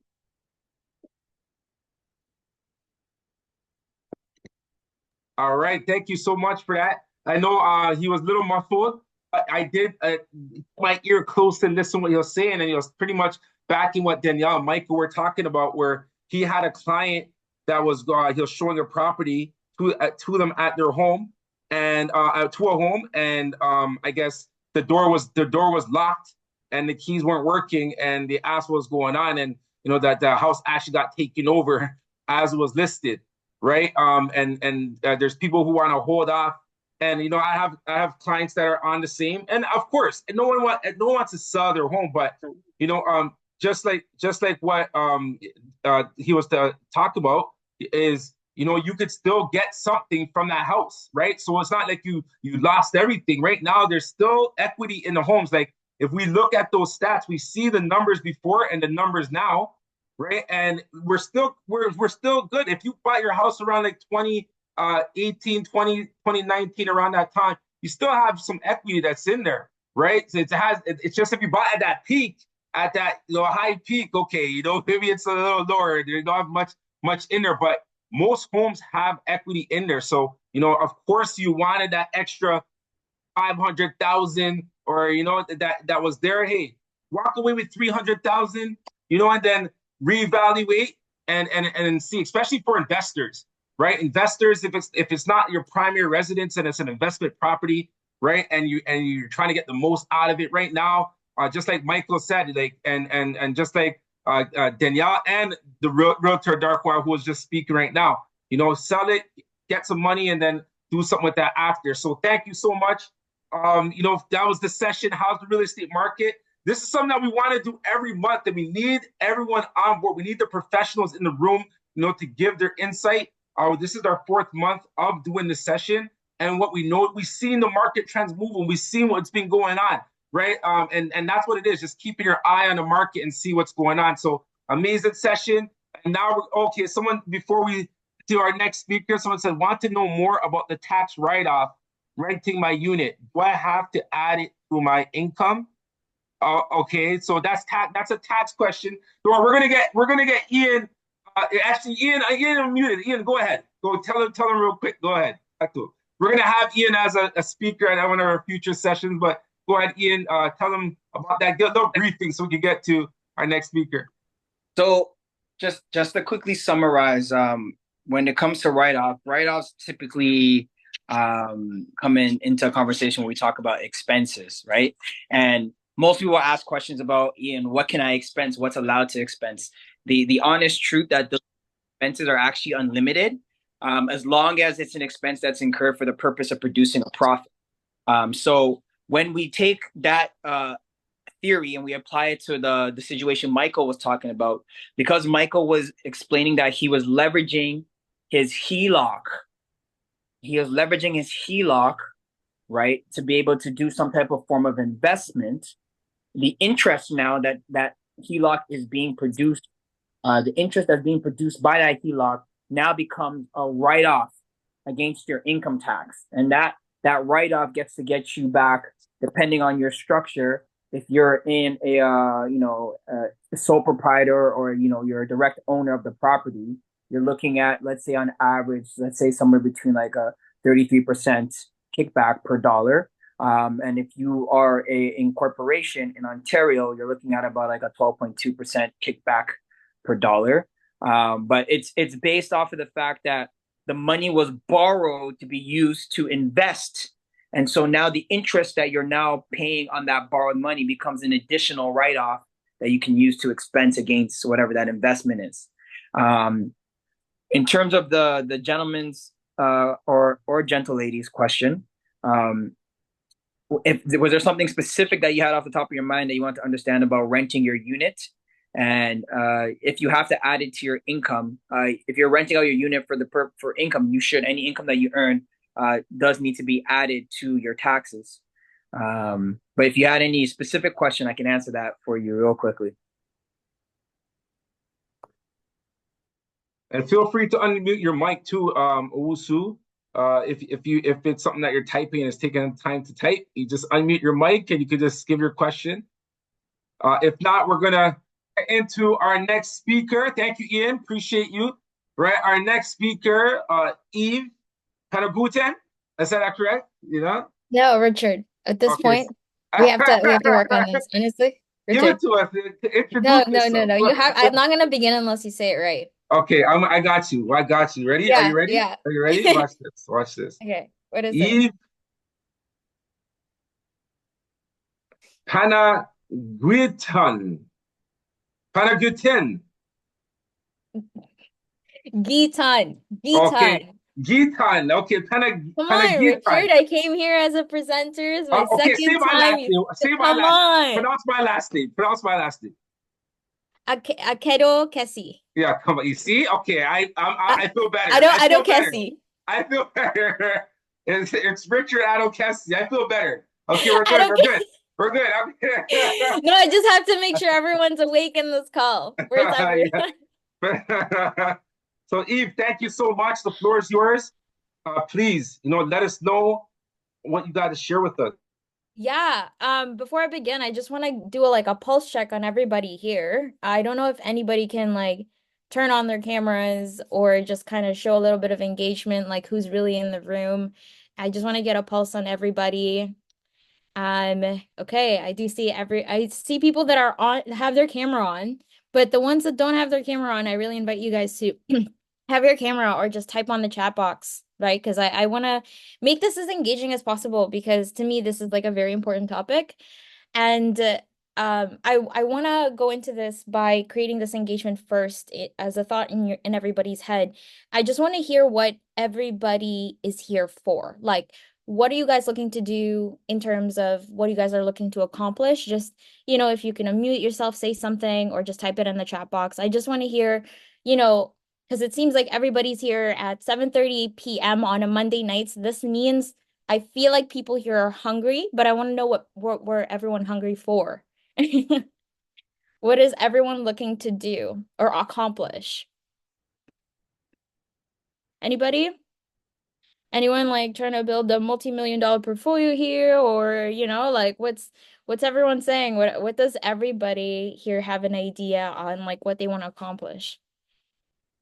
And that 2 million a year. Okay, next year. Okay, completely possible. Okay, learning. Anybody else? Anybody? Buy a investment property in the GTA, cash flow, appreciation. Not sure if it's possible. Okay, okay. That's amazing. So people are trying to obviously generate new sources of revenue, new ways, taxes. Okay. What about taxes? What do you want with taxes? What about taxes? Owusu. I don't think anybody wants taxes, but what about taxes do you bring up? You want to learn how to save taxes or be your own government and tax people? Like, what are we thinking here? Write off. Okay, okay. Sounds good. Networking with experts. Yeah, that sounds good. That's amazing. Okay, I have a little presentation for you guys, and I just want to go through this because, and then I'll also share my story in the process. Really pretty. I have a really pretty presentation here. Okay, so we only live one life. Is it about lifestyle? No, it's about contribution. It's about how we spend our days, and it all depends on how we see ourselves and our self-image. Now, everybody has a story, and I want to tell you a little bit about my story. I started real estate investing about 5 years ago, and I started with like fix and flip homes, and then slowly transitioned into multifamilies, and then doing contract deals and land developments. So kind of flipping those contracts. So I got involved with a little bit of industrial deals as well in the duration of within those 5 years because of the network that I was able to build up. About earlier this year, late last year, I started really giving a lot of the things that I was doing a reflection, only because I really wanted to understand what real estate meant for me, because there is a part of real estate that I don't do. I don't manage my own properties. Like I have a property management in place, like a property management team. And I really wanted to understand, is real estate for me, and was it something that I was going to continue doing? And you know, like I've accomplished, like I would say, pretty decent success within my real estate portfolio. I generated, you know, revenue that I never thought before. I made a lot of money from it. And I definitely, I would say, reached new heights in terms of where I came from, like from growing up where I was, and even my parents never even owning real estate. And then having me own like real estate first in my family, especially in North America. So as soon as I took a step and really wanted to understand what it is that I'm actually meant for, I hired my mentor, which honestly I love him because I'm still working with him right now. And after a long-winded discussion, I truly understood that it wasn't the real estate part that I actually liked. And the only reason that I actually just went into real estate is honestly because of the paradigm of understanding that owning real estate was considerably success, like owning as much real estate. Because like when growing up, people would be like, oh, if you own real estate, that's good. So I'm like, why not own a lot? So I was like, yeah, let's just go buy a bunch, right? Which wasn't like, I was like, okay, that's fine. I understand that, but it's not truly what I wanted. I wanted it for the time because I thought that was success, which means measurable in other people's eyes, but it wasn't success in my eyes. And so when I really took a step back, I truly understood which part of the business that I like, which was truly capital raising and finding the opportunities, which really propelled me to where I am right now and the connections that I have and the business that I'm able to build. And right now, we're actually, aside from the businesses that I own, I'm actually raising capital for my emerging market fund. And what that means is we are actually investing that money into India, where it's more of like a long-term investments for investors. And the investors that you usually deal with are coming in at minimum like around 10 million liquid. And so because it is like an international emerging market fund, aside from that, that's something that I'm building the power team, meaning like my board of directors and raising the capital. It was one thing that I did step out into because I strongly believe that this is the key. And as to the reason why it doesn't matter how much knowledge people have towards certain things, It's usually like your self-image and how you perceive yourself in this process. And so I really want to go into this presentation. So I just want to get everyone's thumbs up that everyone can see my presentation right now. Just want to see that. Okay. So the journey is strictly between you and yourself and no one else is involved. So everyone agree with that? It's like nobody else is going to come and save you other than yourself. No one else is going to help you unless you go out there, go do these lives, come out and listen and learn as much as you can, right? Now, the power of mindset. Mindset has the power to ability to give you a life that most people only dream of. Your mindset will do the same for you, and the secret is your mindset. See, John F. Kennedy asked once, what would it take to build a rocket that would carry a man to the moon and bring him back safely to the earth, right? And the answer is the will to do it. Okay? In just 10 seconds of decision making, you can decide to do something that you have never done before. And it comes to that decision making. Okay? Success formula is success strategy plus mindset, 95% most of it. Who here believes that success is mostly mindset? 95% mindset, 5% strategy. Can I get a thumbs up, guys? Yeah.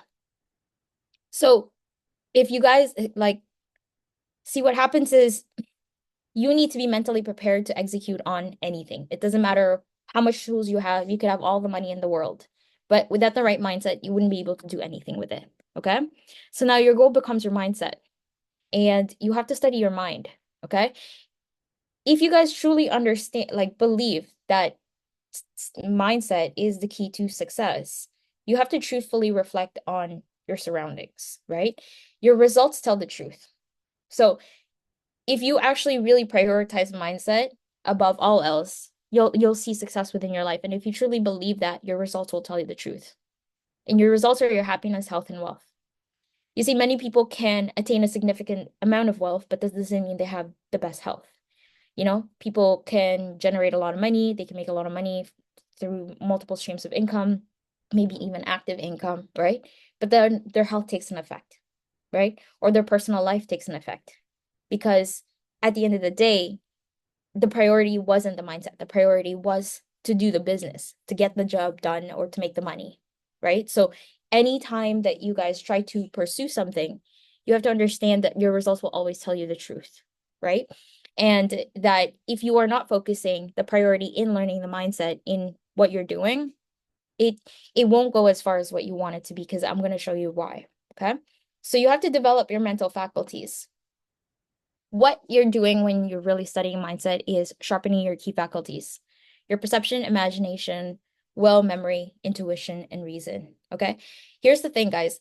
You guys can go into different strategies, go into different businesses, or let's say you want to go get into land development and you work with a lot of different people in terms of doing that development. And they'll teach you exactly how to do the little nuances of permits and sign-offs and whatnot. However, nobody can really train you how to not lose $30 million for development. Only your intuition can do that. So in essence, you can go and learn as much as you can within the actual book of knowledge. But these things, these higher faculties to which you have, because what happens is we have something called the prefrontal cortex. And our prefrontal cortex is what makes us different from animals. Animals have intuition, we have higher faculties. And see, what happens is if we're not studying mindset, we are not studying ourselves, we are unable to use these things to its full potential. And that's why a lot of people are typically afraid to reach out to opportunities, because they don't feel like they've sharpened their intuition, or they can trust themselves into doing something, and they don't know what it sounds or feels like to be doing something that they are supposed to do, rather than being crippled within multiple decisions, right? Your perception also takes a factor, because what happens is if you are involved in different narratives, your perception needs to expand, especially when you're doing business, because it's not about just your story anymore. You're involving other people in different backgrounds, different paradigms, and how every story is perceived, right? And so sharpening your higher faculties will put you at a greater advantage on being able to articulate yourself, or being able to conduct business the way you want to. Your imagination plays a big factor in creating the life that you want within the future, right? And your will. Some people don't sharpen their mindset. Therefore, when they think of something, instead of the will to execute right away, they think, well, I don't know if that's something that's for me. Well, I don't know if that's, this is the right person I should work with. And so the will, instead of like will to execution as what success should take you, because will to execution is the only way to find out if it is successful or not, right? A lot of people dance around that subject, right? Memory. I talk about memory because some of the people that I work with recently, they tell me that they have bad memories. And I always tell them bad memories comes from trauma. Bad memory comes because you don't want to remember something, because you have gone through something that's such an emotional distress that you are unable, or your mind refuses that memory. But your memory gives you literally the map of what your life is supposed to look like. And every part of your past, regardless if it has that trauma involvement, can actually play a factor in your direction if it gets sharpened, right? And it's all about that healing process and understanding that. And so your reason as well, your ability to reason. So these are your higher faculties. And the more you study mindset, the more you actually sharpen these. And this is these are your guidelines into life, into business, no matter what venture you take. Because at the end of the day, all glitters are gold, right? Whatever opportunity, oh, this looks nice, I'm going to go invest in here. Or this looks nice because I want to go learn this market.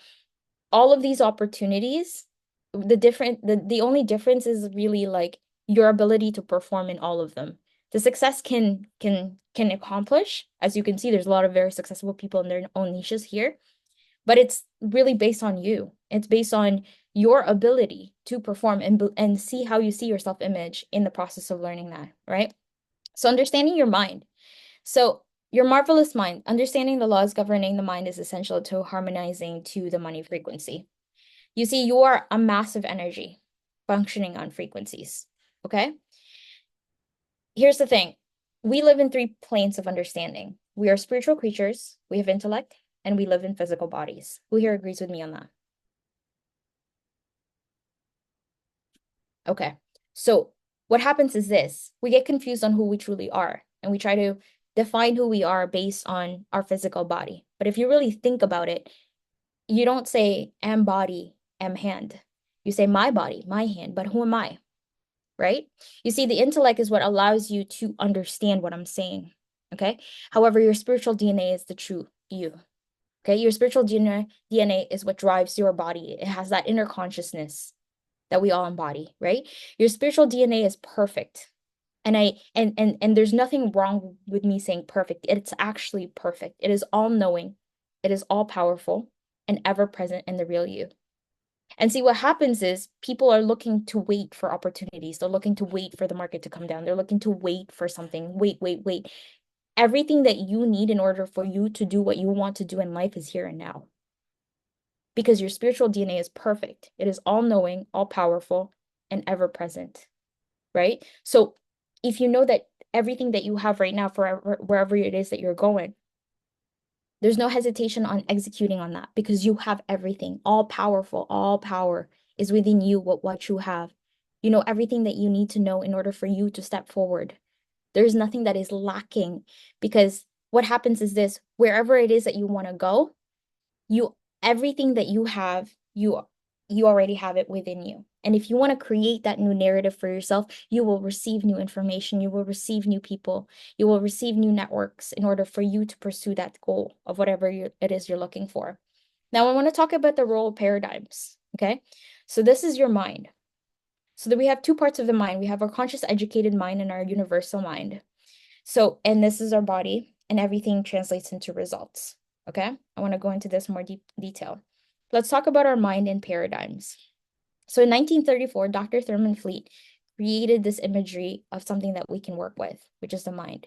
So we have a conscious mind. Our conscious mind is our thinking mind. It's our educated mind, and it has an intellect to choose, accept, or reject, or where ideas originate from. And here's the interesting part. Our subconscious mind, it cannot reject, and it must accept, and it cannot determine which is real or what is imagined. So what happens is this, when we think even just a thought of a negative idea that comes to our mind, let's say if our friend calls us out of nowhere, I remember calling my friend one time and I was laughing. And so as soon as I picked up the phone, I was like, ha, ha, I went like that because I was already laughing. And she's like, oh my gosh, Eve, are you crying? What's wrong with you? And she started panicking, right? And so it's so easy for our mind to go into that negative thought. Like there wasn't even like a doubt of positive thought there. She just went into thinking that I was crying. But here's the problem. Our subconscious mind can't determine the difference, which is real or imagined. So what happened is this. So let's say, for instance, I'm sitting here and I'm saying, I'm thinking in my mind, I'm anxious. What will happen is my subconscious mind will believe that, even though there's no real threat that is existing where I am. So what will happen is this, my palms will get sweaty, my voice will crack a little. And so because my subconscious mind can't determine whether I'm actually in the state of danger or not. And that's why our results tell the truth. Our results is a reflection of what is going through our mind and what is programmed within our subconscious mind. And so here's where we are today.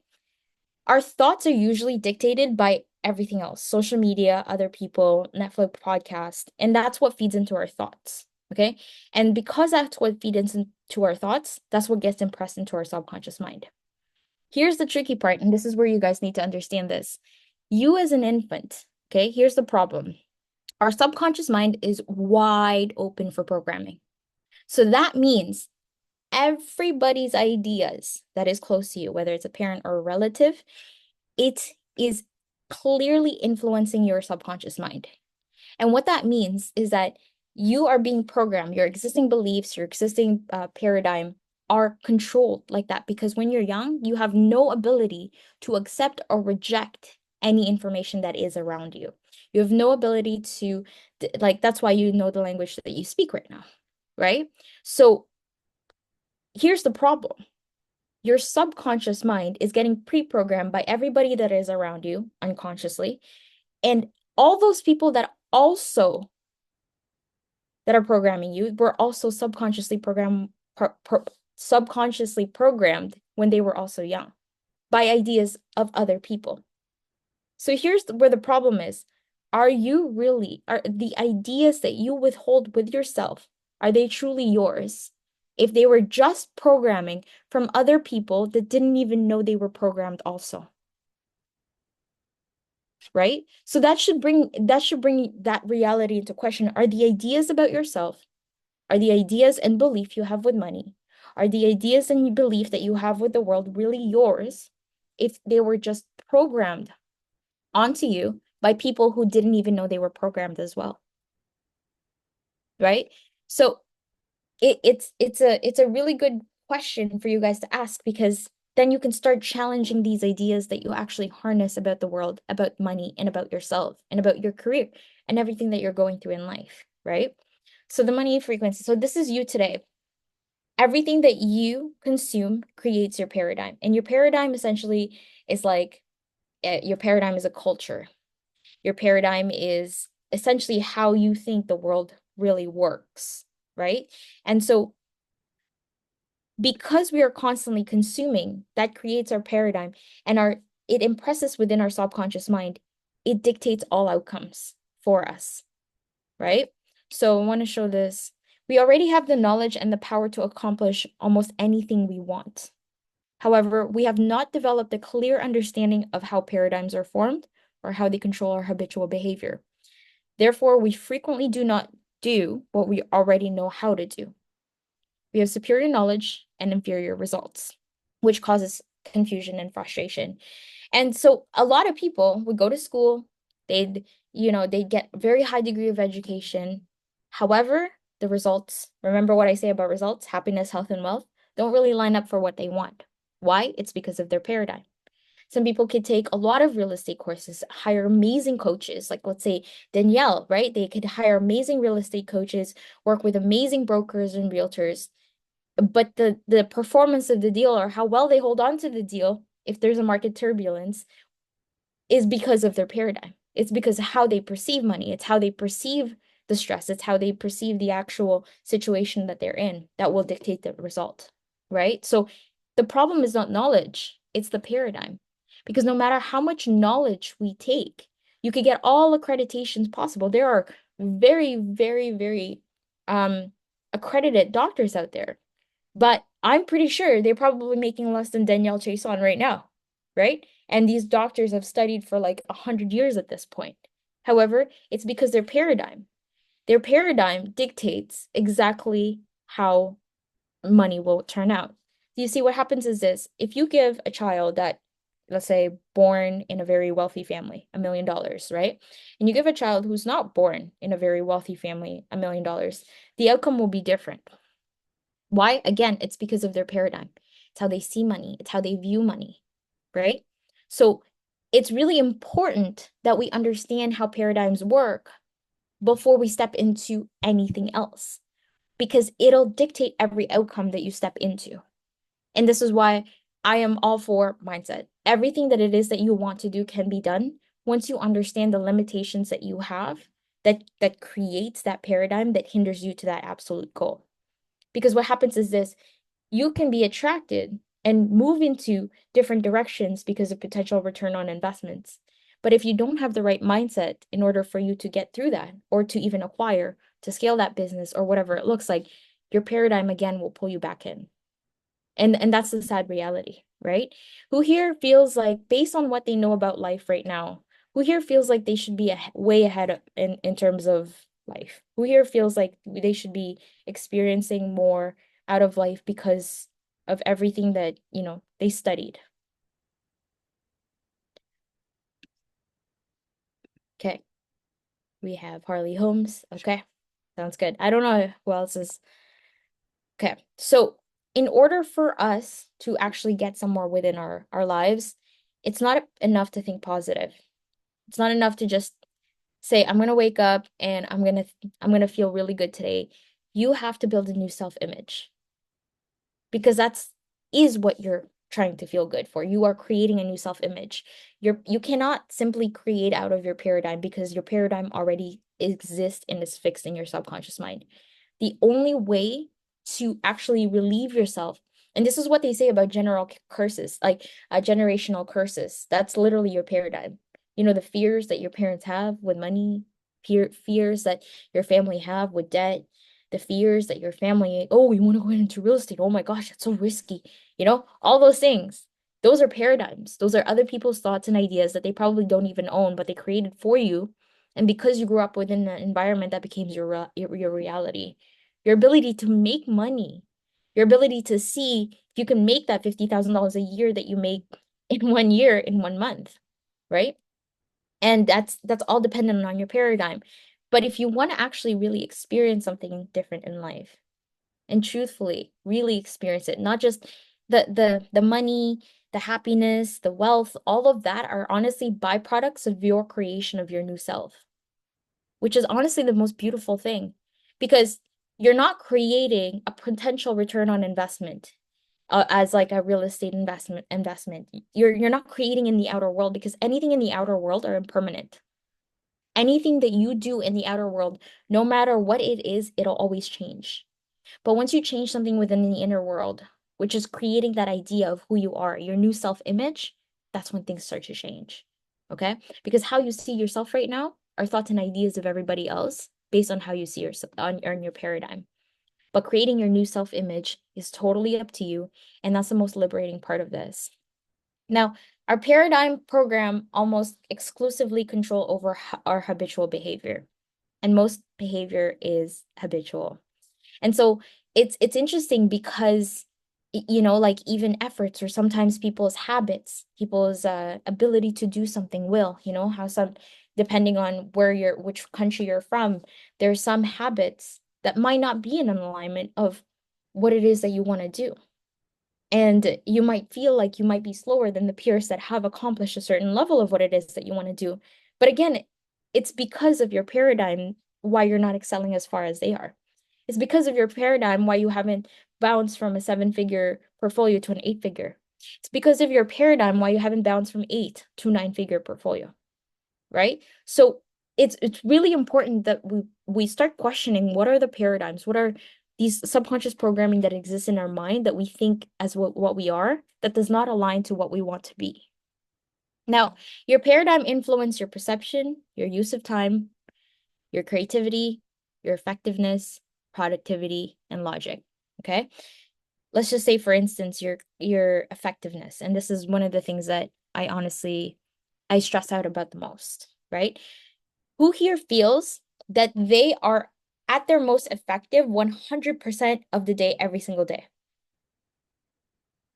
Every single moment of the day, who here feels that they're their most like effective?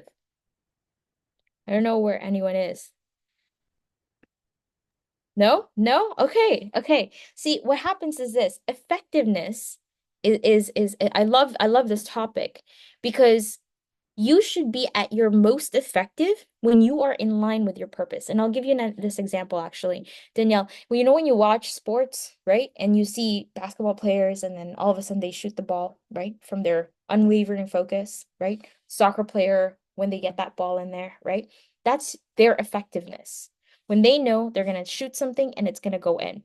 You see, our effectiveness should demonstrate itself when we are in an alignment of what it is that we're actually doing. Because then that's what makes you an all-star in your game. The ability to be consistent on what it is that you want to do and be as effective as possible. And if effectiveness is a problem, then we need to take a step back and say, what are my paradigm that is hindering my effectiveness in what I'm supposed to do? You see, we should be making a lot more money than what we usually are, but the reason that we're not is because of that effectiveness. Now imagine if you can turn every conversation you have into dollars. Imagine that, because that's absolutely possible. If your absolute desire is to do lots of business and make people believe in whatever it is that you're trying to do and work with them, right? Your effectiveness will demonstrate that, right? Your paradigm will control that effectiveness, and that result will again show up within itself. Okay. Productivity is the same, and logic. Okay.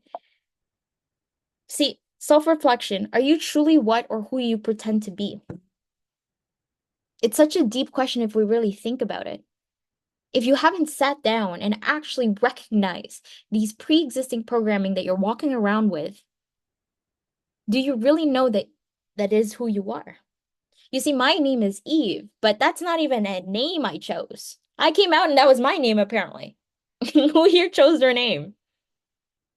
I don't think anybody here chose their name, right? So this just shows that like the amount of how much we know ourselves is so low because we think into this existence of who we are as our physical body, our name.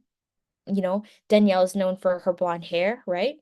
But who Danielle is deeper than that. Her true self, her spiritual DNA, right? There's a lot more to it. And those higher faculties and those components is what makes Danielle, right? It's what makes Danielle to be able to do her business, right? It's not so much whether if Danielle changes her hair from blonde to black, it won't change what she knows, right? So our physical self does not dictate who we truly are. It's our thoughts. It's how we see ourselves. And again, it's the paradigm that controls that. Now, transform your life, guys. You guys are here to transform your life. Everybody's here trying to make money. Everybody's here who wants to be able to see the best version of themselves. Maybe somehow provide some kind of financial support to our loved ones, right? But the real change does not take place on the outer world. Because anything that takes place in the outer world are always going to be impermanent. That's why the real estate market goes like this. That's why the interest rates goes like this, right? That's why it's raining sometimes and it's shining sometimes. So let's actually focus on something that'll never change unless we want to change it, which is our mind. And the only thing that can change you, the only thing that can destroy you, the only thing that can hold you back is how you see yourself.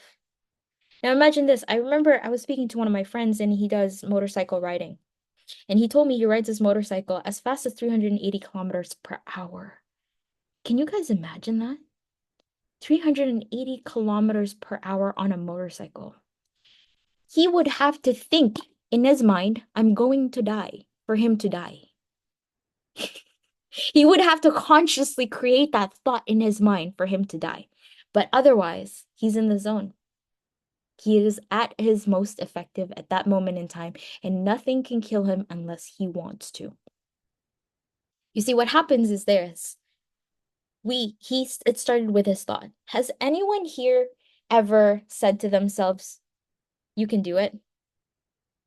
Has anyone done that? You can do it. Yeah, you can do it. We can get through the day. Have you guys ever thought who you is? Who is that you guys are chanting on? Exactly. We need to take awareness of who that is. Because if we're chanting that on our whole lives, even after this call, when you guys get into something as well, and you guys don't know what that is, what that who you is, and that you is controlling your life, controlling your outcome, keeping you in the driver's seat at your safest, right? That is the you that you need to know and learn, because that is the you that can transform your life. Now imagine the massive and permanent change you begin to improve these areas of their life. I want to give you guys this visualization. Imagine a waterfall and it's rushing, okay? As it comes down, and then you look at it and say, you know what? I don't want the waterfall to be gushing down like this. Would you build a dam where the water falls? Does that make sense, guys? Would you build a dam right there where the water falls? It wouldn't make sense. The current will destroy it.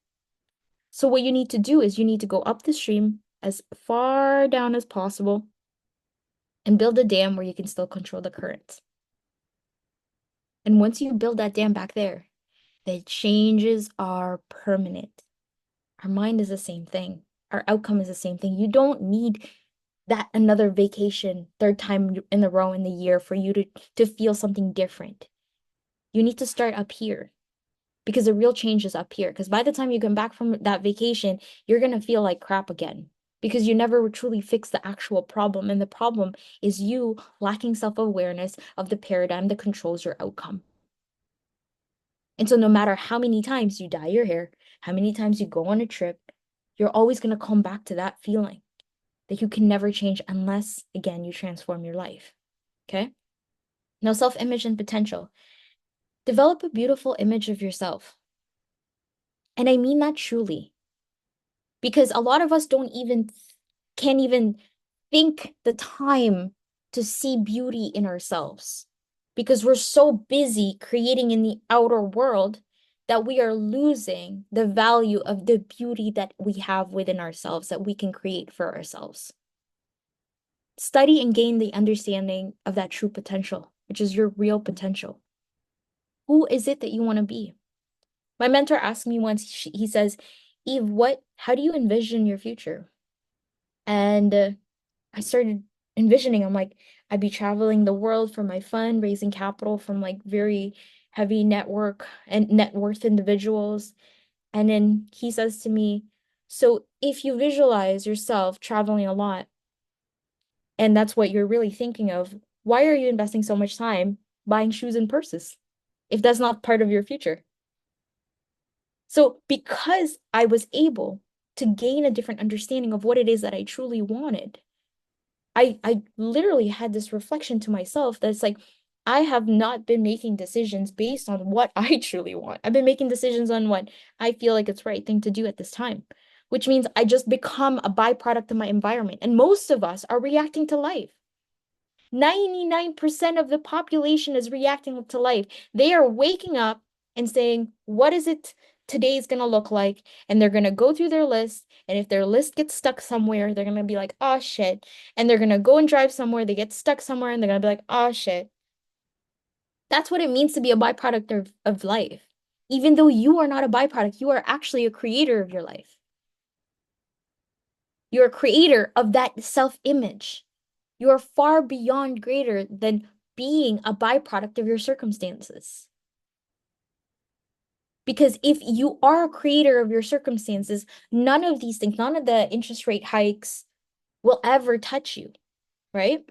So I actually want to take you guys here, because this within itself is actually I would say like an hour long presentation, but I do my lectures at Saturday at 10:30 in the morning. So if you guys like these talks, I actually talk a lot about abundance. I talk a lot about knowing these paradigms, how to break these paradigms, how to see yourself differently. Because at the end of the day, these are the these are the real changes that you need to make within yourself, so that whatever it is that you step into, if it is real estate investing, if it is, buying multifamilies or whatnot, it is not the strategy of which that's going to make you successful. It is your attitude throughout the whole thing. And I'm sure Danielle can attest to that. It's not the strategy, it's you. It is how well can you put yourself together to do something. Okay. And so I want to walk you guys through this chart. This is on the higher scale. Okay, there's the love side, and then the lower scale is fear. Okay. You cannot get into business and you are vibrating very low on fear. There is no way anything can come to fruition if you are vibrating very low on the fear scale. There is no way you can gain more money than what you are already experiencing if you have fear. Because here's what happens. The universe thinks you're dead. That's why money's not coming into your door. That's why you're not getting as much cash flow, because you are vibrating in a low frequency of fear. You see, at the bottom here, death is the lowest vibration. It's like almost zero. It's like zero. Third dimension is the complicated dimension. This is where a lot of these third dimensional narrative that exist, who's right, who's wrong, a lot of these perspective driven controversies, right? But where we are is within the fourth dimension. Okay. Most of the people, if you look at them, they talk to you in the street. Hey, how are you doing? Yeah, I'm good. Yeah, I'm good. Yeah, that's like a state of neutrality. They don't really know exactly how they're feeling. But here's the thing. Our purpose is to transcend consciously. Why do we need to transcend consciously? Because I'm sure you guys know, if you put it out in the universe, you will get it. If the moment you think about something, you will receive it. That is why you guys are able to achieve what you are able to achieve at this point. Now, with the right tailoring of exactly what it is that you want to accomplish, of what it is you want to desire out of life, and continue that conscious transcendence from it, you need to find your purpose. And that purpose is what is going to guide you. And that when you are in an alignment of that purpose, everything comes easily. I promise you that everything comes easily. The second I tapped into my purpose, just people showed out of nowhere. I met amazing people. I met, I've met like very high net worth people that I didn't even think that I was going to be in the same room with, but it was because I stepped in with that purpose of what it is that I truly wanted. We need to start thinking of what it is that is our purpose. There's a reason why we are here on earth. And there's a reason why we are living through this journey. And we all have this purpose in our life. And when you actually start thinking about that and you step into that with a passion, you see this next part of this conscious transcendence is stepping out with a passion. Everything good will be delivered to you. Everything here exists in the higher vibration. Everything on the lower vibration is where you get bad luck. Accidents are not real accidents. Accidents happen because you're in a low vibration. Accidents don't just happen to like random people, right? It is because of your vibration. You see, even pain, even cold, even any type of sickness, those things happen when you don't know how to listen to your body because you have been running your body all the way through for the purpose of making money. And if we are not mindful of ourselves, we're not listening to our body, we're not listening to our intuition, we're not sharpening our higher faculties. This is where you can easily go down this, where even though you're making a lot of money, you could be in a very low vibration because money is the easiest thing to make in this life. There are very dumb people out there making a lot more money than all of us collectively. And you guys believe that, right?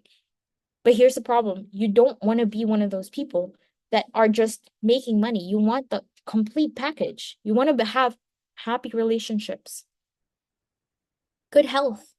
You don't want to be 300 pounds and making $1 million, $2 million a year, and you run your body through the ground, right? You don't want to be making $2, $3 million a year, but you have no friends or you have no family, right? You see, what happens is when you step into your purpose, none of that will lack. When you actually study the mind and you study what it is that you're supposed to do in this time of your life, all the opportunities, money, being in the right rooms, those are just byproducts. Byproducts, I tell you, of what it truly means to be in line with your purpose. You would be flying like Michael. I don't even know if Michael's still here. Is Michael still here? Or he left? Michael, it seems like to be a big heavy hitter, right, Richard? Yeah, he's out there. He has to step out real quick, yeah. But he's definitely, I feel you on that for sure. Right? Michael is in synchronicity of his purpose. So is Danielle, right? Danielle stepped into this realm of her coaching. And so because she stepped into this purpose with a passion, she's doing a lot of amazing speaking events since I've met her, right? And that's a receipt. These are receipts. These are receipts of what it looks like to step into your purpose. And we have to really start thinking about this, guys, because we are not made in this universe to just be zombies. Like I think about it this way. When you create land in Sims and then you put in another land, and all of a sudden these new characters spawn to just start to walk the land? Don't be like those. Be the creator. Don't just exist in the matrix. Because there's a reason why you have intellect. There's a reason why there's a difference between us and animals, is because we have these higher faculties. We have the ability to choose. We have the ability to create and pursue something. Right? And so, again, for me, my purpose is to get this message out. And honestly, I'm excited to announce, and this is my first time announcing it. By next year, I'm going to be doing a lot more guest speaking events, and we're looking to fill the rooms with like over 1,000 people per space. I'm going to be working with a very, very special person as well that I don't know if you guys know him, but Richard might know him. He produced one of Kanye West's album. He's also in the space of consciousness. So we're going to be sharing the stage together because we are in total alignment of conscious transcendence. And I'm truly humbled to be in that type of space with a lot of these people. I met one of my good friends now. Her name is Dr. Deb. She is good friends with Tony Robbins as well. So a lot of these big things, honestly, I didn't even think I was going to get into this space, honestly, because I was all about real estate and whatnot, but for me, when I learned how healing this process is, number one, and that's just the step one, healing and allowing yourself to cut off that generational curse, because the generational curse is real. The generational curse is how we see ourselves, how we see money. If your parents are afraid of getting into debt, and now you become afraid of getting into debt, that is the generational curse that you are carrying. And subconsciously, you will be imprinting that into your children. And if we truly want to change the world, we have to start within. Because the only corner in this world that we can truly change is ourselves. I don't know if you guys have ever heard this quote. You can only love another person as much as you love yourself. You can only know another person as much as you know yourself. If you guys want to do business, however much money is involved in that business, to truly know who you're truly working with, you have to really know yourself. And that's the whole journey that I'd like to take you guys on. So I just want to conclude and say you already have the knowledge and power to achieve most things. Nothing is lacking. Your success is not dependent on a business partner. Your success is not dependent on a family, friend, or potential money that you need. You have everything. You have the knowledge and power to do anything that you want right now. And if there is anything more that you want, you better believe it will be provided to you because it always been. And you need to develop a clear understanding of how paradigms are formed and how they control your habitual behavior. Be mindful of what paradigms are now that you guys are consciously aware on this. And once you improve these areas on your life, start changing these beliefs, existing beliefs about yourself, about money, about investing, about how you see cash flow. You'll see these significant changes in your life. Okay? And also abundance. I just want to go into that. I did one of my lectures, which is actually in form of abundance. We think abundance only come in one way. We think abundance only is monetary gains. But there's so many forms of abundance that it could come in. Abundance could be by way of, just expressing someone who's giving you value just by where their heart is at and where they are. You know what I mean? Like trading.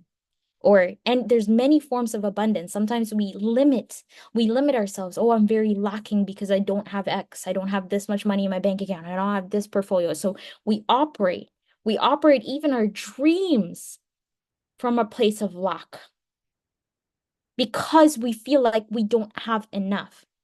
Then obviously you're going to only get what you're really thinking of. You're never going to have enough if you never think more than what you want for yourself, right? So, if you guys want to get the link for the Saturday morning 10:30 lectures, it's for free. I have nothing to sell. I honestly just like to talk about this. I could talk your ear off about this all day. And I actually decreased my call because my call was more in frequency. But now it's only going to be once a week on Saturday at 10:30 a.m.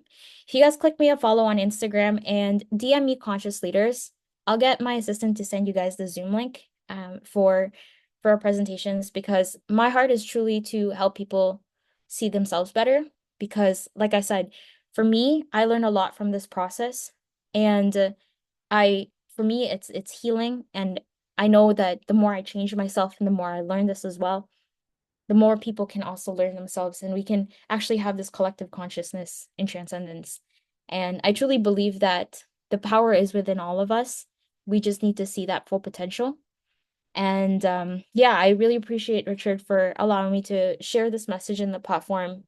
I believe that everybody deserves what they want to get out of life, but just don't be cheap on finding what that is, because there's no limitation on what it is that you want to accomplish. The only limitation is what you put forth into yourself. So yeah, thank you guys. Amazing. And yeah, I like how you really went deep into that. And I'm all about this as well. And I'm sure Danielle, she's gonna be speaking as well. She's all about this as well. As she's clapping already, virtual clapping. Yeah. Yeah, like amazing, Eve. I anyone please connect with her. Joan said that was awesome.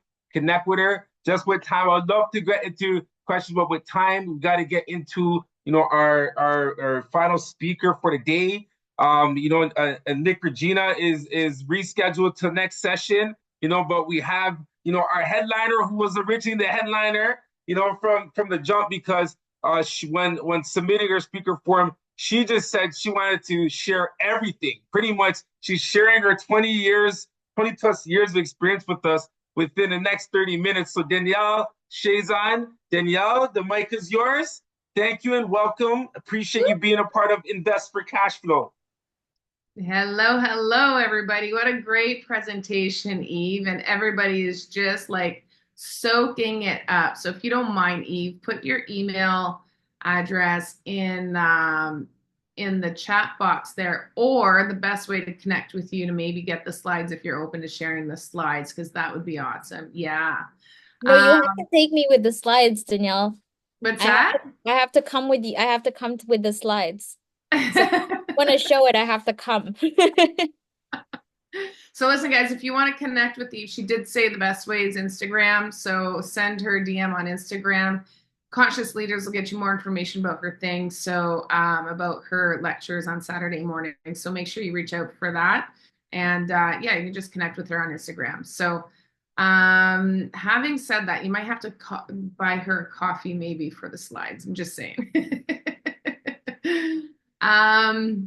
Or a bottle. It has to be dinner because I have a higher self-image now, guys. I love that. You got to practice what you preach, guys. You do. Okay. And that's what we're going to talk about today. So I didn't, yes. So, Richard here sent a form for us to fill out, and he said, what do you want to talk about? And I just put a bunch of ideas on there, and he thought I was going to like hit all of that in a half an hour. And that's probably not going to happen because it's a lot to unpack. But the one thing we did talk about that there's a lot of buzz about right now is JV partnerships. And if we are going to make money in real estate, if nothing else is apparent to you guys, is that we need to partner with people in order to scale and in order to do things. And especially if you Maybe you have the money, but you don't have the time because you're a high net worth earner and you're going out there every day and you're working, 8, 10, 12-hour days, maybe 6 days a week. Like high net worth earners are on salary and they do their 8 hours. They're commuting maybe an hour each way, and then they're doing extra work at home. There's just no time left to invest.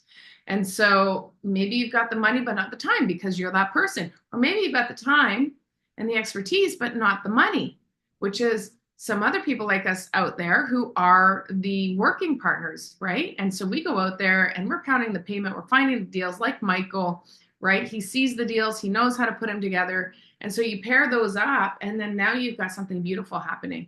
So you really need to really understand how to find those JV partners and how to vet them, because it has been prevalent more than ever. JV partnerships can go sour, and when they go south, it can really hurt. So you don't want to get caught up in that. It is really important to do the work beforehand and be proactive and do the work to find out who they are and what they're all about, to make sure it's going to be a good partnership and a healthy partnership. Because just because somebody can fill the gap for you, whatever whatever the weakest link is that you have, and you find a partner to fill that gap, that doesn't mean they're the right partner because they bring that skill or the money or the knowledge. There is way more to it than that, to having a great partner. So we're going to talk a little bit about JV partnerships and contracts and how you can make them work really well.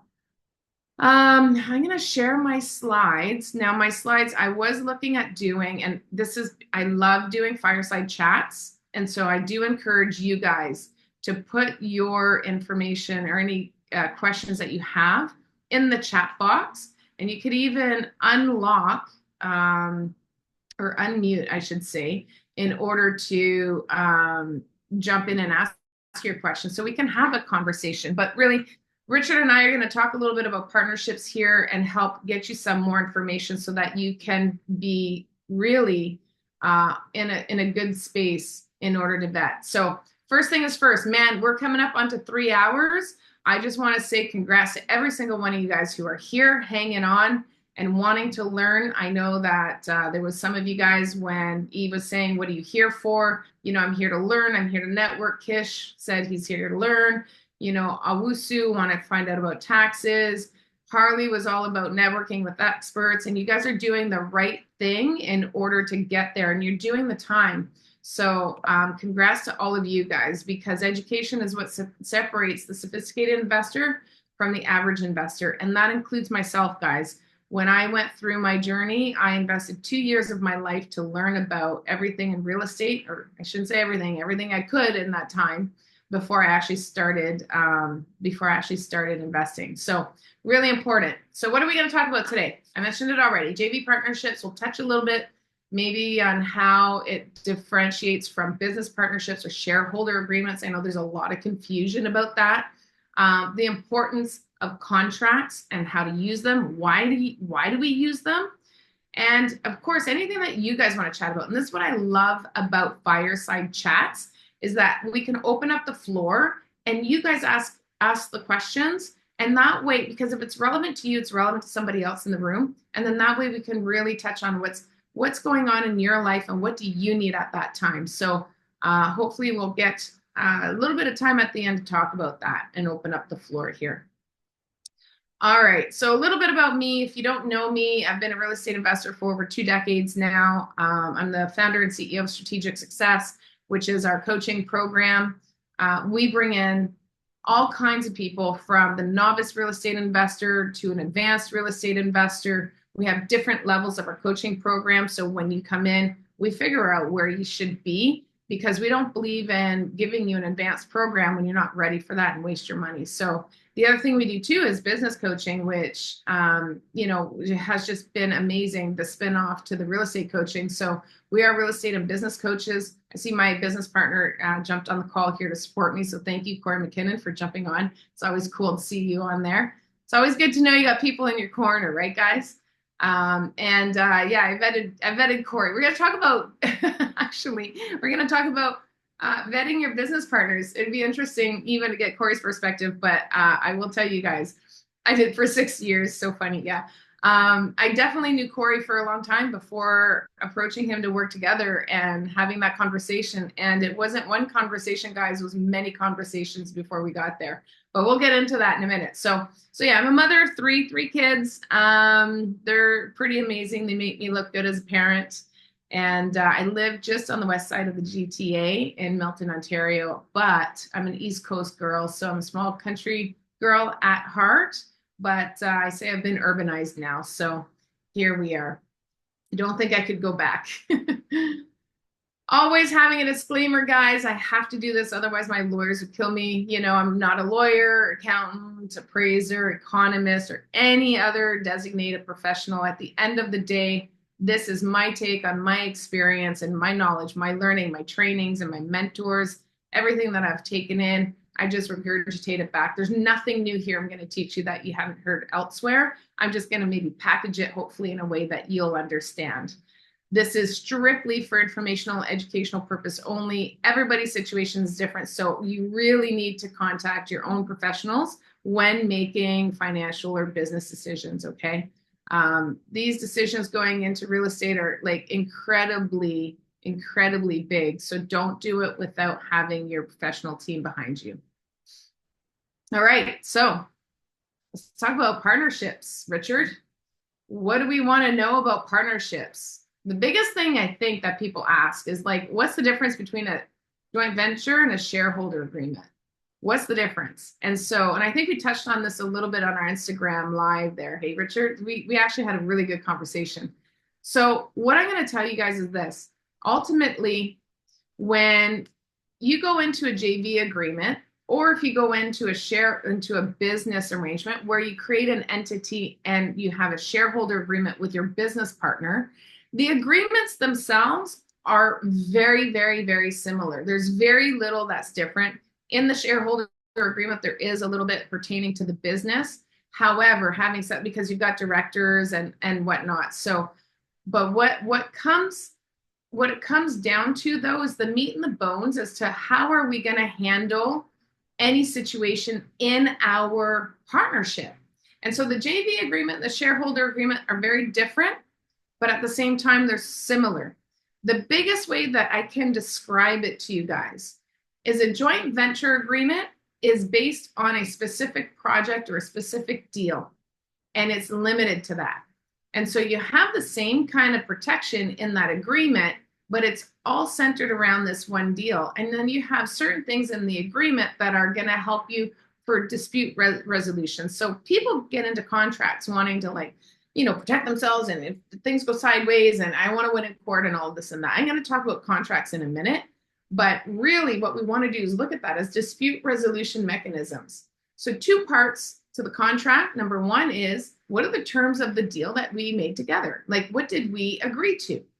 And so the four corners of the piece of paper of the agreement is going to be everything that you guys agreed to. And primarily is what's the location of the agreement or the project, who's putting in what are the expectations for each partner, what happens if one partner can't perform, what happens if one partner dies. All of these things get taken care of in the agreement, so that if we're not sure how to handle a certain situation, you go to the agreement. Now, with a shareholder agreement, you have all of that in there, but it's more like a marriage, because now you're intertwining all kinds of things. You're intertwining multiple projects, you're doing multiple tasks. It's a lot more complex when you're doing more projects and it's all on a shareholder agreement. You create this entity, because here's the difference. On a JV agreement, once the deal is done, you can walk away. With a shareholder agreement, a business partner can say, you know what? I don't want to work anymore, but I'm going to stay in the business. Because what people don't understand is you can't fire a shareholder.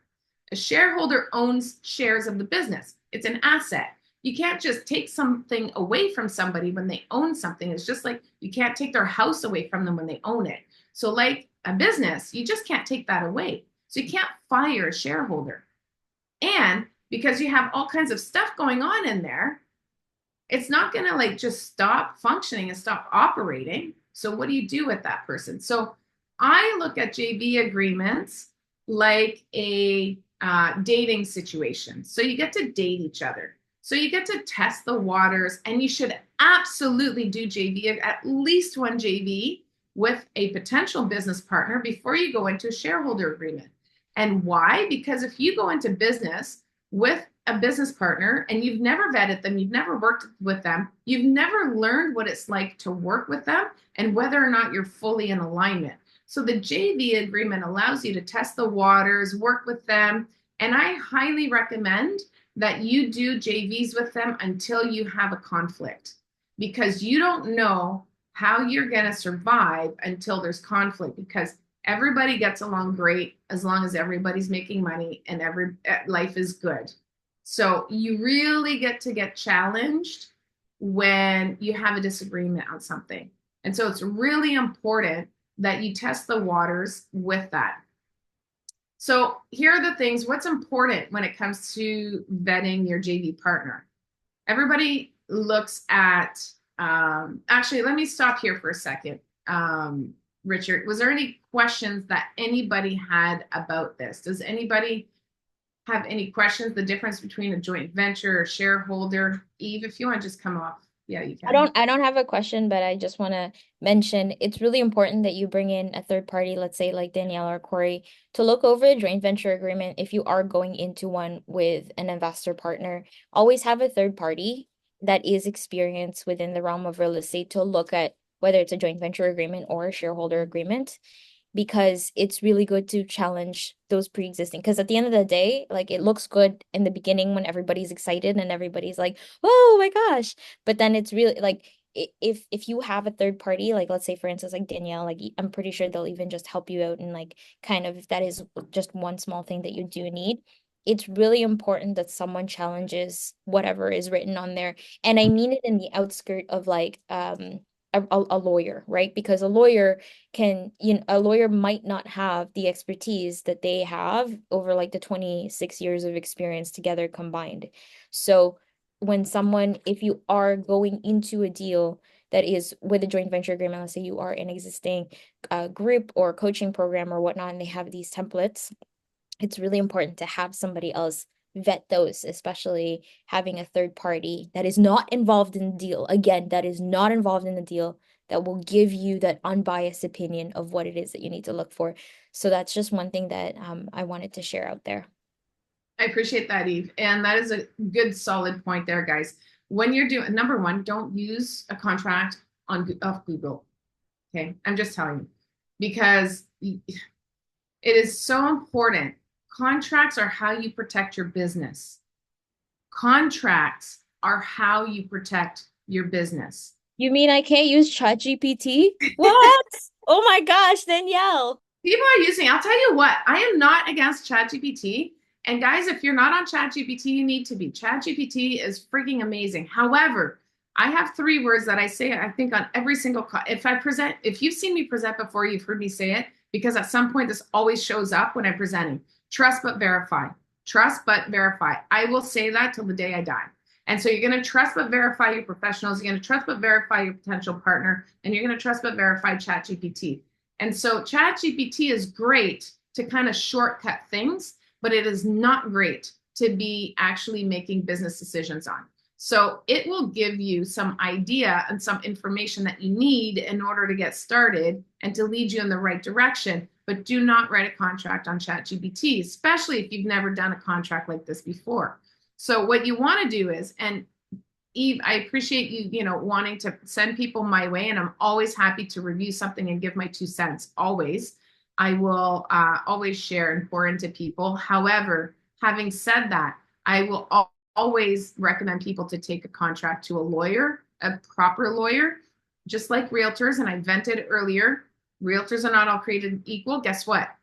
Lawyers are also not all created equal.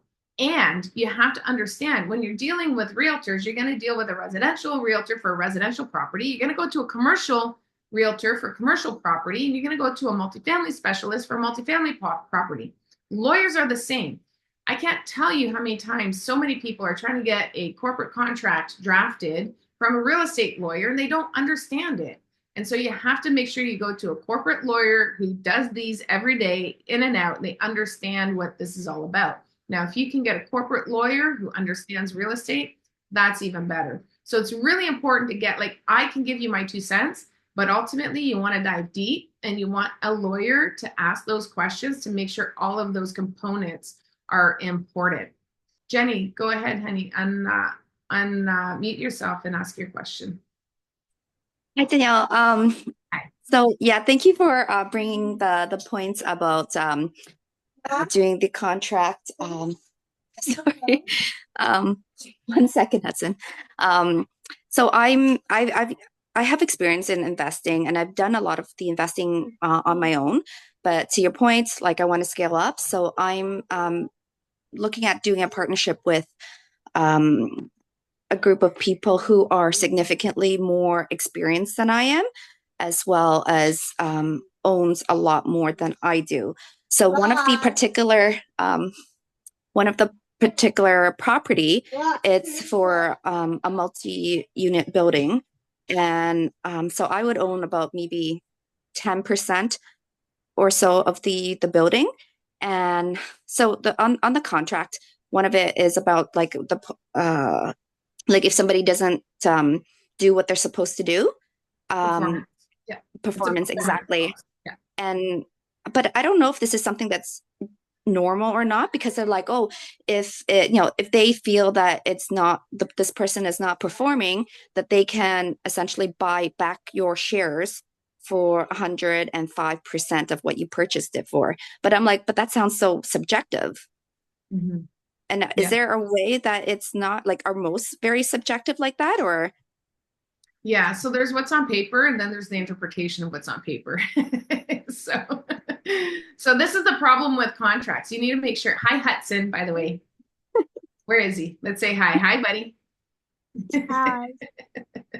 So ultimately, you want to make sure that again, I'm going to tell you right now, it depends on the wording of the clause, whether or not it can be enforceable, how it's going to be. Like, it is subjective. So who gets to decide, if they're not performing? And 105%, is that what you want? They're going to buy you back at 105%. That's a bigger deal. So how long is is it 105% after year 4 or year 5? And now you've only made, if it's at year 5, you made 1% on your money year over year. And that's not going to work for me. So I would personally tear that apart and dig deeper into that, because I'm not sure that I would be happy with that. But I'm not a lawyer. And again, I haven't read the contract. So I'm going to assume this is a GPLP structure, is it? Yeah. So just make sure you bring it to a third party, just like you said, bring it to a third party lawyer that can take a look at it, and just make sure that everything's kind of kosher. A lot of contracts, guys, are weighted one way or the other. And those are not the contracts. Like, and I'm going to offer to you guys, a free cheat sheet when it comes to joint ventures and red flags. And one of the things is, like, honestly, if it's a heavily weighted contract to the other side, I would have that as a red flag. Because if they're not fair in the contract, how are they going to be fair during the project? Because how you do one thing is how you do everything. So really pay attention to that. It's something that you want to make sure that you don't put yourself in a position where you have no control. At 10%, you have no control, by the way. So, you're just really at the mercy of whatever is written on paper, and anything that can be taken differently. So you really, like, again, those subjective clauses, you really got to be careful about. And they're putting that in, they're putting that in there for them, for their protection, but where's your protection? Right? So take a look at that. I haven't seen it, so I can't really dive deep into it, but the best advice I could give to you is get a third party to take a look at it, your own lawyer. And like, they're relatively fair about doing a contract review, because ultimately they want to be able to protect you. I mean, at the end of the day, lawyers want to make money, but they also want to take care of the client. Yeah, I'm actually pretty disappointed with the lawyer that I've used so far, because I was like, oh, here's the gist of what we've negotiated. Can you just verify if this really exists in the contract? And I literally got a bullet point to point of, like, shareholder one does this, shareholder, like, gets whatever, but in a minuscule detail, but without saying, does this actually cover what was actually negotiated? Yeah. So yeah, exactly. There's a comment about GPT. I could have gotten that It from may have been. ChatGPT. I'm just gonna say it may have been. You know what? I'm telling you, it's a little bit scary right now with AI.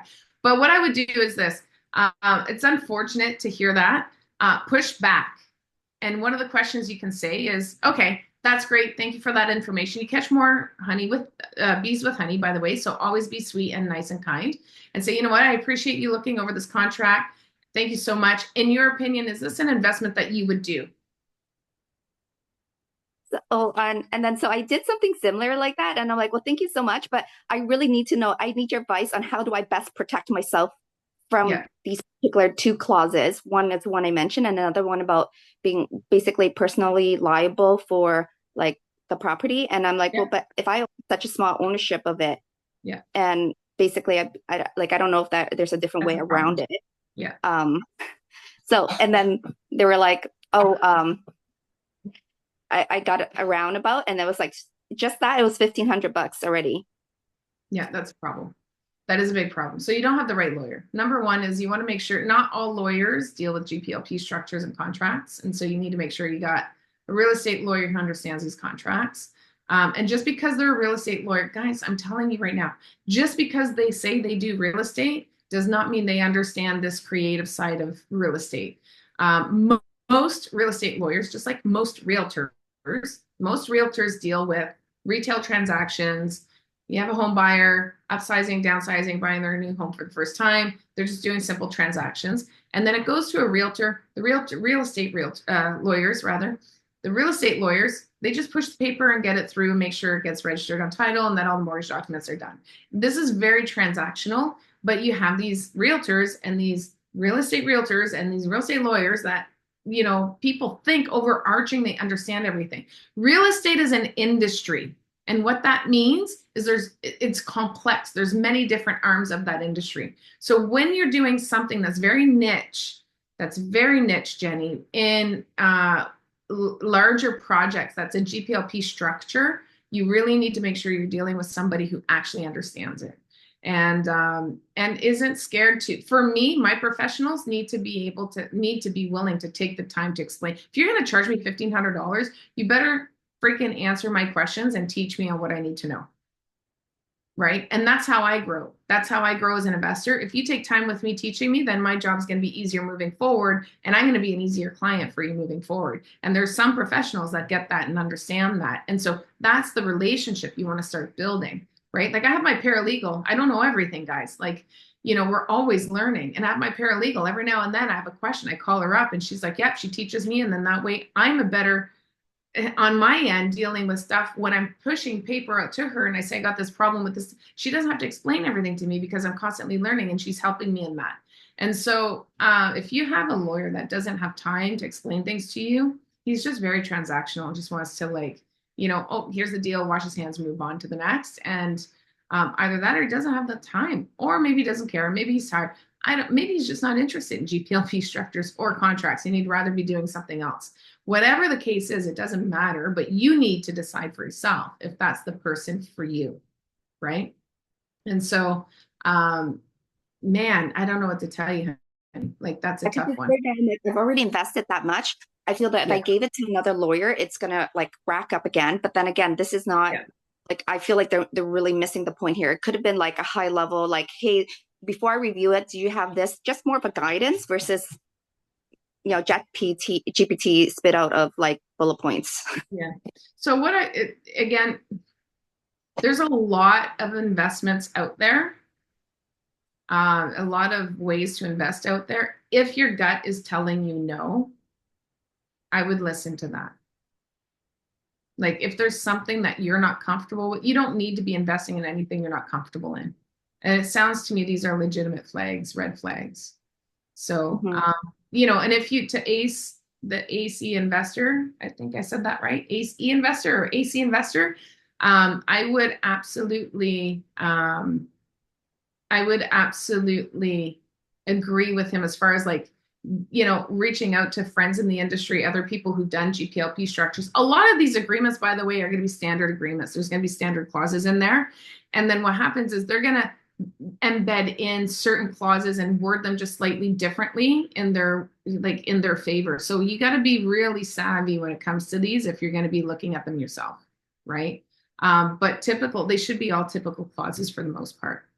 It's always the beginning clauses of a contract that really is the guts of the terms of what you're doing. And then the rest are all just standard clauses. So get a lawyer that can absolutely tell you the difference between a standard clause and what's not. Yeah. Oh, it's you, Eve. Okay, I didn't know. That's funny. All right. Yeah. So, but anyway, she's 100% right. Just make sure you have friends in the industry to reach out to and lean on for support. And that's why you get into these rooms to meet people. I also want to say, thanks, Corey. Corey mentioned, we do have a lawyer we can refer you to for a consult. It's a lot cheaper than that $1,500. So at the end of the day, we could, if you want to DM me, shoot me a message on Instagram. I'll give you my information in a minute. But you can shoot me a DM and I'll share that contact information with you. And you can reach out to him and just ask him, how much would it cost to do a consult? He's really affordable and he does all of this stuff. Like he's a big player. So he does this all the time. That's amazing. Thank you. Thanks for that, Corey. Appreciate that. Okay. So, all right. So that's on JVs. So before we go into contracts, kind of went there. So let's talk about contracts real quick. What's the importance of contracts, using contracts in your business? And I mentioned it before, obviously dealing with contracts in your business, that is how you're going to protect your business. Because what happens is when you go into business and you don't have a contract, imagine this, picture and imagine this. I'm talking with my potential business partner, Corey McKinnon here, and I'm talking to him and we're going back and forth. We're negotiating how we're going to do business together. Have you ever negotiated before, Richard? When you're negotiating, do you say, okay, this is what I want? And then I say, this is what I want. And we go, yeah, sure, no problem. And then we just say, this is what we want. Or do we go back and forth with it a few times? That's an agreement. Yeah. You got to go back and forth until you come to the common ground where it's like, yeah, okay, I'm happy, right? Awesome. Win-win. Win-win. Then you fast forward 3 years. And 3 years goes by, your brain gets a little bit foggy. You start to get busy in your business. And then all of a sudden things start going sideways. And then I go to Corey, I go, Corey, this happened. So we're going to have to do this. There's a cash call. You said it was 60. I said it was 40. So you got to put in 60%. I got to put in 40. And Corey goes, no, wait a minute. It was 60-40 in my direction. Well, Corey remembers maybe a conversation when he was asking for 60. Maybe we decided on 50-50. But at some point in the negotiation back and forth, I said this and he said that. And now I'm remembering this is what I want, because we're always going to remember what we wanted first. We're never going to remember what we negotiated. And so, and I shouldn't say never, but typically we'll always remember what we wanted. And so a lot of times just a miscommunication. Now, try to compromise with somebody when you're in conflict. It's really difficult. And try to write a JV agreement or shareholder agreement when you're in conflict is difficult. So things start going sideways. Then you go, oh yeah, right. You know what? Okay, let's get it on paper now. Let's figure this out so that we don't have any problems moving forward. Well, guess what? Now we're not seeing eye to eye.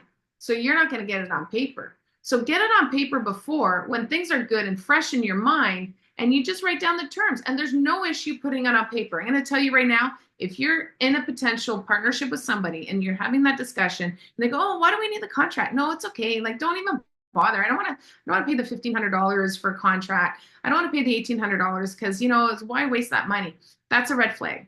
That's a red flag, because they should want it, because if you want the contract, they should want it too, because then you're in alignment, right? When you're, oh, by the way, and I wanted to talk about this, the importance of what are you looking for in a JV partner? People look for skill, people look for knowledge, experience, time, money, all kinds of that doesn't matter. That does not matter.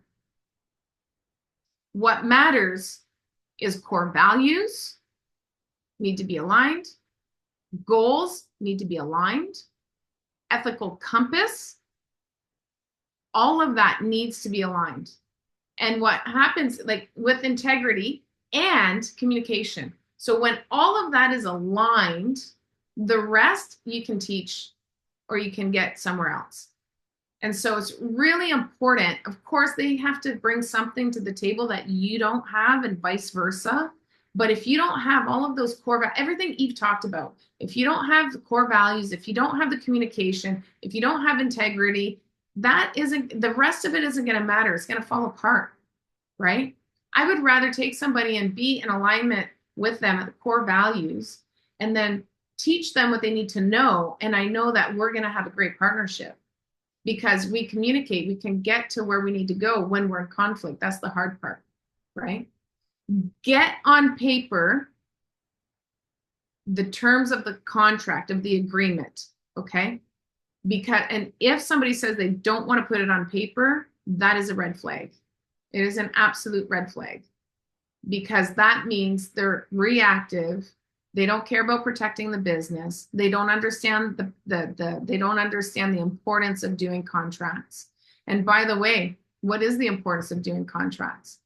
Is it to win in court? Is that why people do contracts? Yeah, most of them. Probably more than 95% of people who draft up a contract because they don't want to lose in court. That's not why you draft up a contract, guys. You draft up the contract. That is your go-to for dispute resolution. You go to the contract to avoid court. You draft the contract to avoid court. If you're going to court, number one, you're looking at it wrong. Number two, if you go to court, a lot of time, a lot of money, and a lot of mental bandwidth spent. You're going to have so much missed opportunity. You're going to have sleepless nights. You're going to be stressed. You're going to lose money. You're going to be making emotional decisions, which is really hard. You don't want any of that to happen. And so you want to make sure that the contracts are drafted so that it's a win-win. It's got to be fair for everyone. It's got to be very clear. And that's how you protect your business. Because when things start going sideways, I say to Richard, okay, Richard, this isn't going so well. Like, okay, we have a problem here. What does the contract say? How do we deal with this? Okay, so Richard has the things like, Danielle, there's non-performance. You're not doing your job. Okay, so then what is the contract say? If I'm not doing my job, how do we deal with that? Just like Jenny said, right? If there's non-performance, how do we deal with that? Maybe there's an escape clause. Like she said that, I don't know that I would agree to that, but maybe there's an escape clause, right? And so these are the things that, oh, by the way, Jenny, that buyback, is it for the person that's non-performing or is it for everyone else? Like that's something else you need to understand because that buyback clause could have been for the person that's non-performing, which is why it's 105% and there's a bit of a penalty there. Anyway, yeah, so. It's for the person that's non-performing. Sorry? Yeah, it's for the one that's not performing. Yeah. But then Yeah. I'm like, well, like to your point, like what if it's like 5 years down and the relations have gone bad and they subjectively say, hey, you're not performing. Yeah. And that's the thing. You got to see like who gets to decide that, right? Mm-hmm. So Richard says, okay, you're non-performing. Okay, then what's the escape clause? Like maybe I'm supposed to be property managing and I'm not doing that now. What is the how do we settle that? So ultimately, like in my JV agreements for non-performance, then that person is responsible for hiring and making sure, like if there's a property manager, they're not doing their job, we either fire them, or if it's a working partner, that is a property manager, well then now out of their cut of the property is the cost of property manager. So we can hire somebody in and it comes off of them because that's something they were supposed to do, right? And so when you can then keep the partnership intact because they agreed to that. They said, okay, well, if I can't perform, if I can't do my duties anymore because I get sick or I get hit by a bus and I'm, in a hospital, in a coma.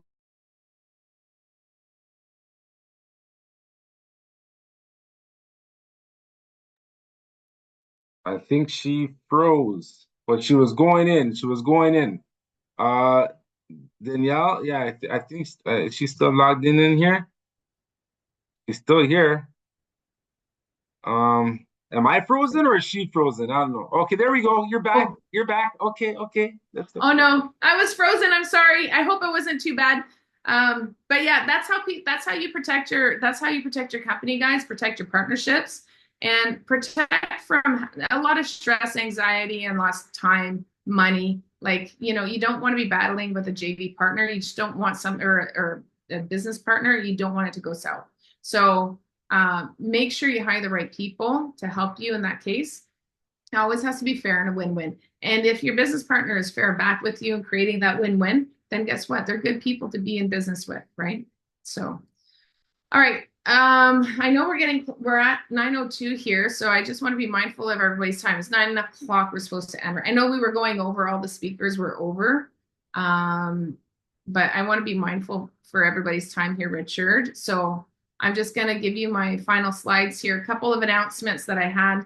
We do have a London property tour coming up on Saturday. If you're interested in that, or any of our other events, we got a free informational webinar similar to this. It runs about 90 minutes on November 13th. We haven't yet released that. If you find us on Eventbrite and you follow us on Eventbrite, you'll get notified of any upcoming events. Also, if you're in my mailing list, you'll get that. And of course, we've got the Flipping Masterclass, which is, everybody's all over this one right now. Our Masterclass series are incredible. They're 2-day events. We pour into you like so much.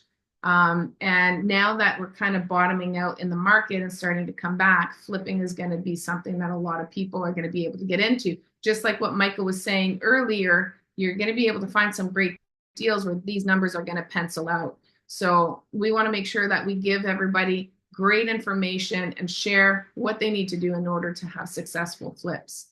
So here's a freebie for you. I told you I'm going to have a little guide to finding and choosing the right venture partner. So a couple of red flags. I think I got about 16 questions on here. What to ask your future JV partner or business partner to kind of vet them and feel them out. I'm going to show you where you can get that and find the link to the property tour and the other stuff right here. So if you scan this QR code, guys, you're going to get all the information there. It's a link to my link tree. The top, actually, I think it's the second bullet point is the freebie. You've got the property tour as the first bullet point. If you want information about that, it'll take you to the Eventbrite page. And again, don't forget to click follow on the Eventbrite page so you don't miss any upcoming events that we have. And then the second link is the freebie to the joint venture guide. So you definitely want to do that. And then there's some other stuff you can check out too if you want to connect with me on my socials and whatnot. So all the information you need is there. I want to open up the floor. Again, just want to be mindful for time here. I do want to open up the floor to everybody. If anybody's got any questions. Oh, wow, there's lots of stuff in here. Let's see. Let's see if there's any questions. Everyone's bigging you up. Everyone's bigging you up. We're all I'm notes. like, yeah. I didn't have when I reshared, I totally forgot to open up the chat box again. And I'm like, oh my God, where'd these come from? Okay, just want to make sure. Yeah, so here we go. Oh, yeah, Eve, you were in our master class. Good call there, Corey. Yeah, Eve was in our master. Which one was it? I think the land development master class. And yeah, she was killing it in there. Great student. Love that. But yeah, so if you guys have any questions on any of this stuff, I know that we're kind of running low on time here, but if anybody has any questions real quick, pop them in the thing or come off mute and ask the question. And then, yeah, and then if not, you can always DM me after the call for sure. Yeah, we'll definitely be sharing Danielle's contact information as well. We'll have the replay for this that's going out as well. And also everyone that opted in here as well, Danielle, you'll get the full the contact info so you can add them to your list and, you know, let them know about everything that you have going on, right? Amazing. You really went in detail.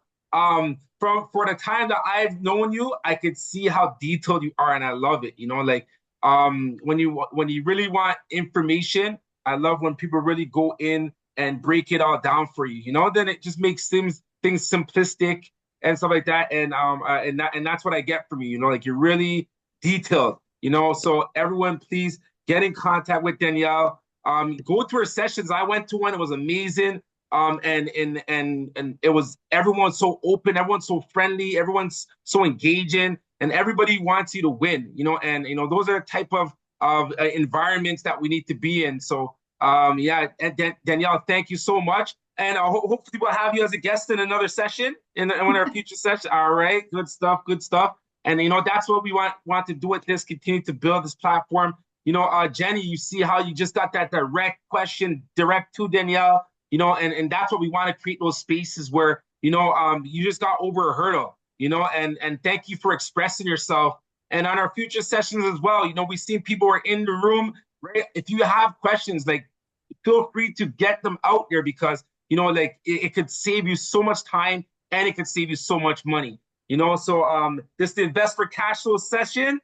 Danielle, thank you. Thank you to all of our speakers.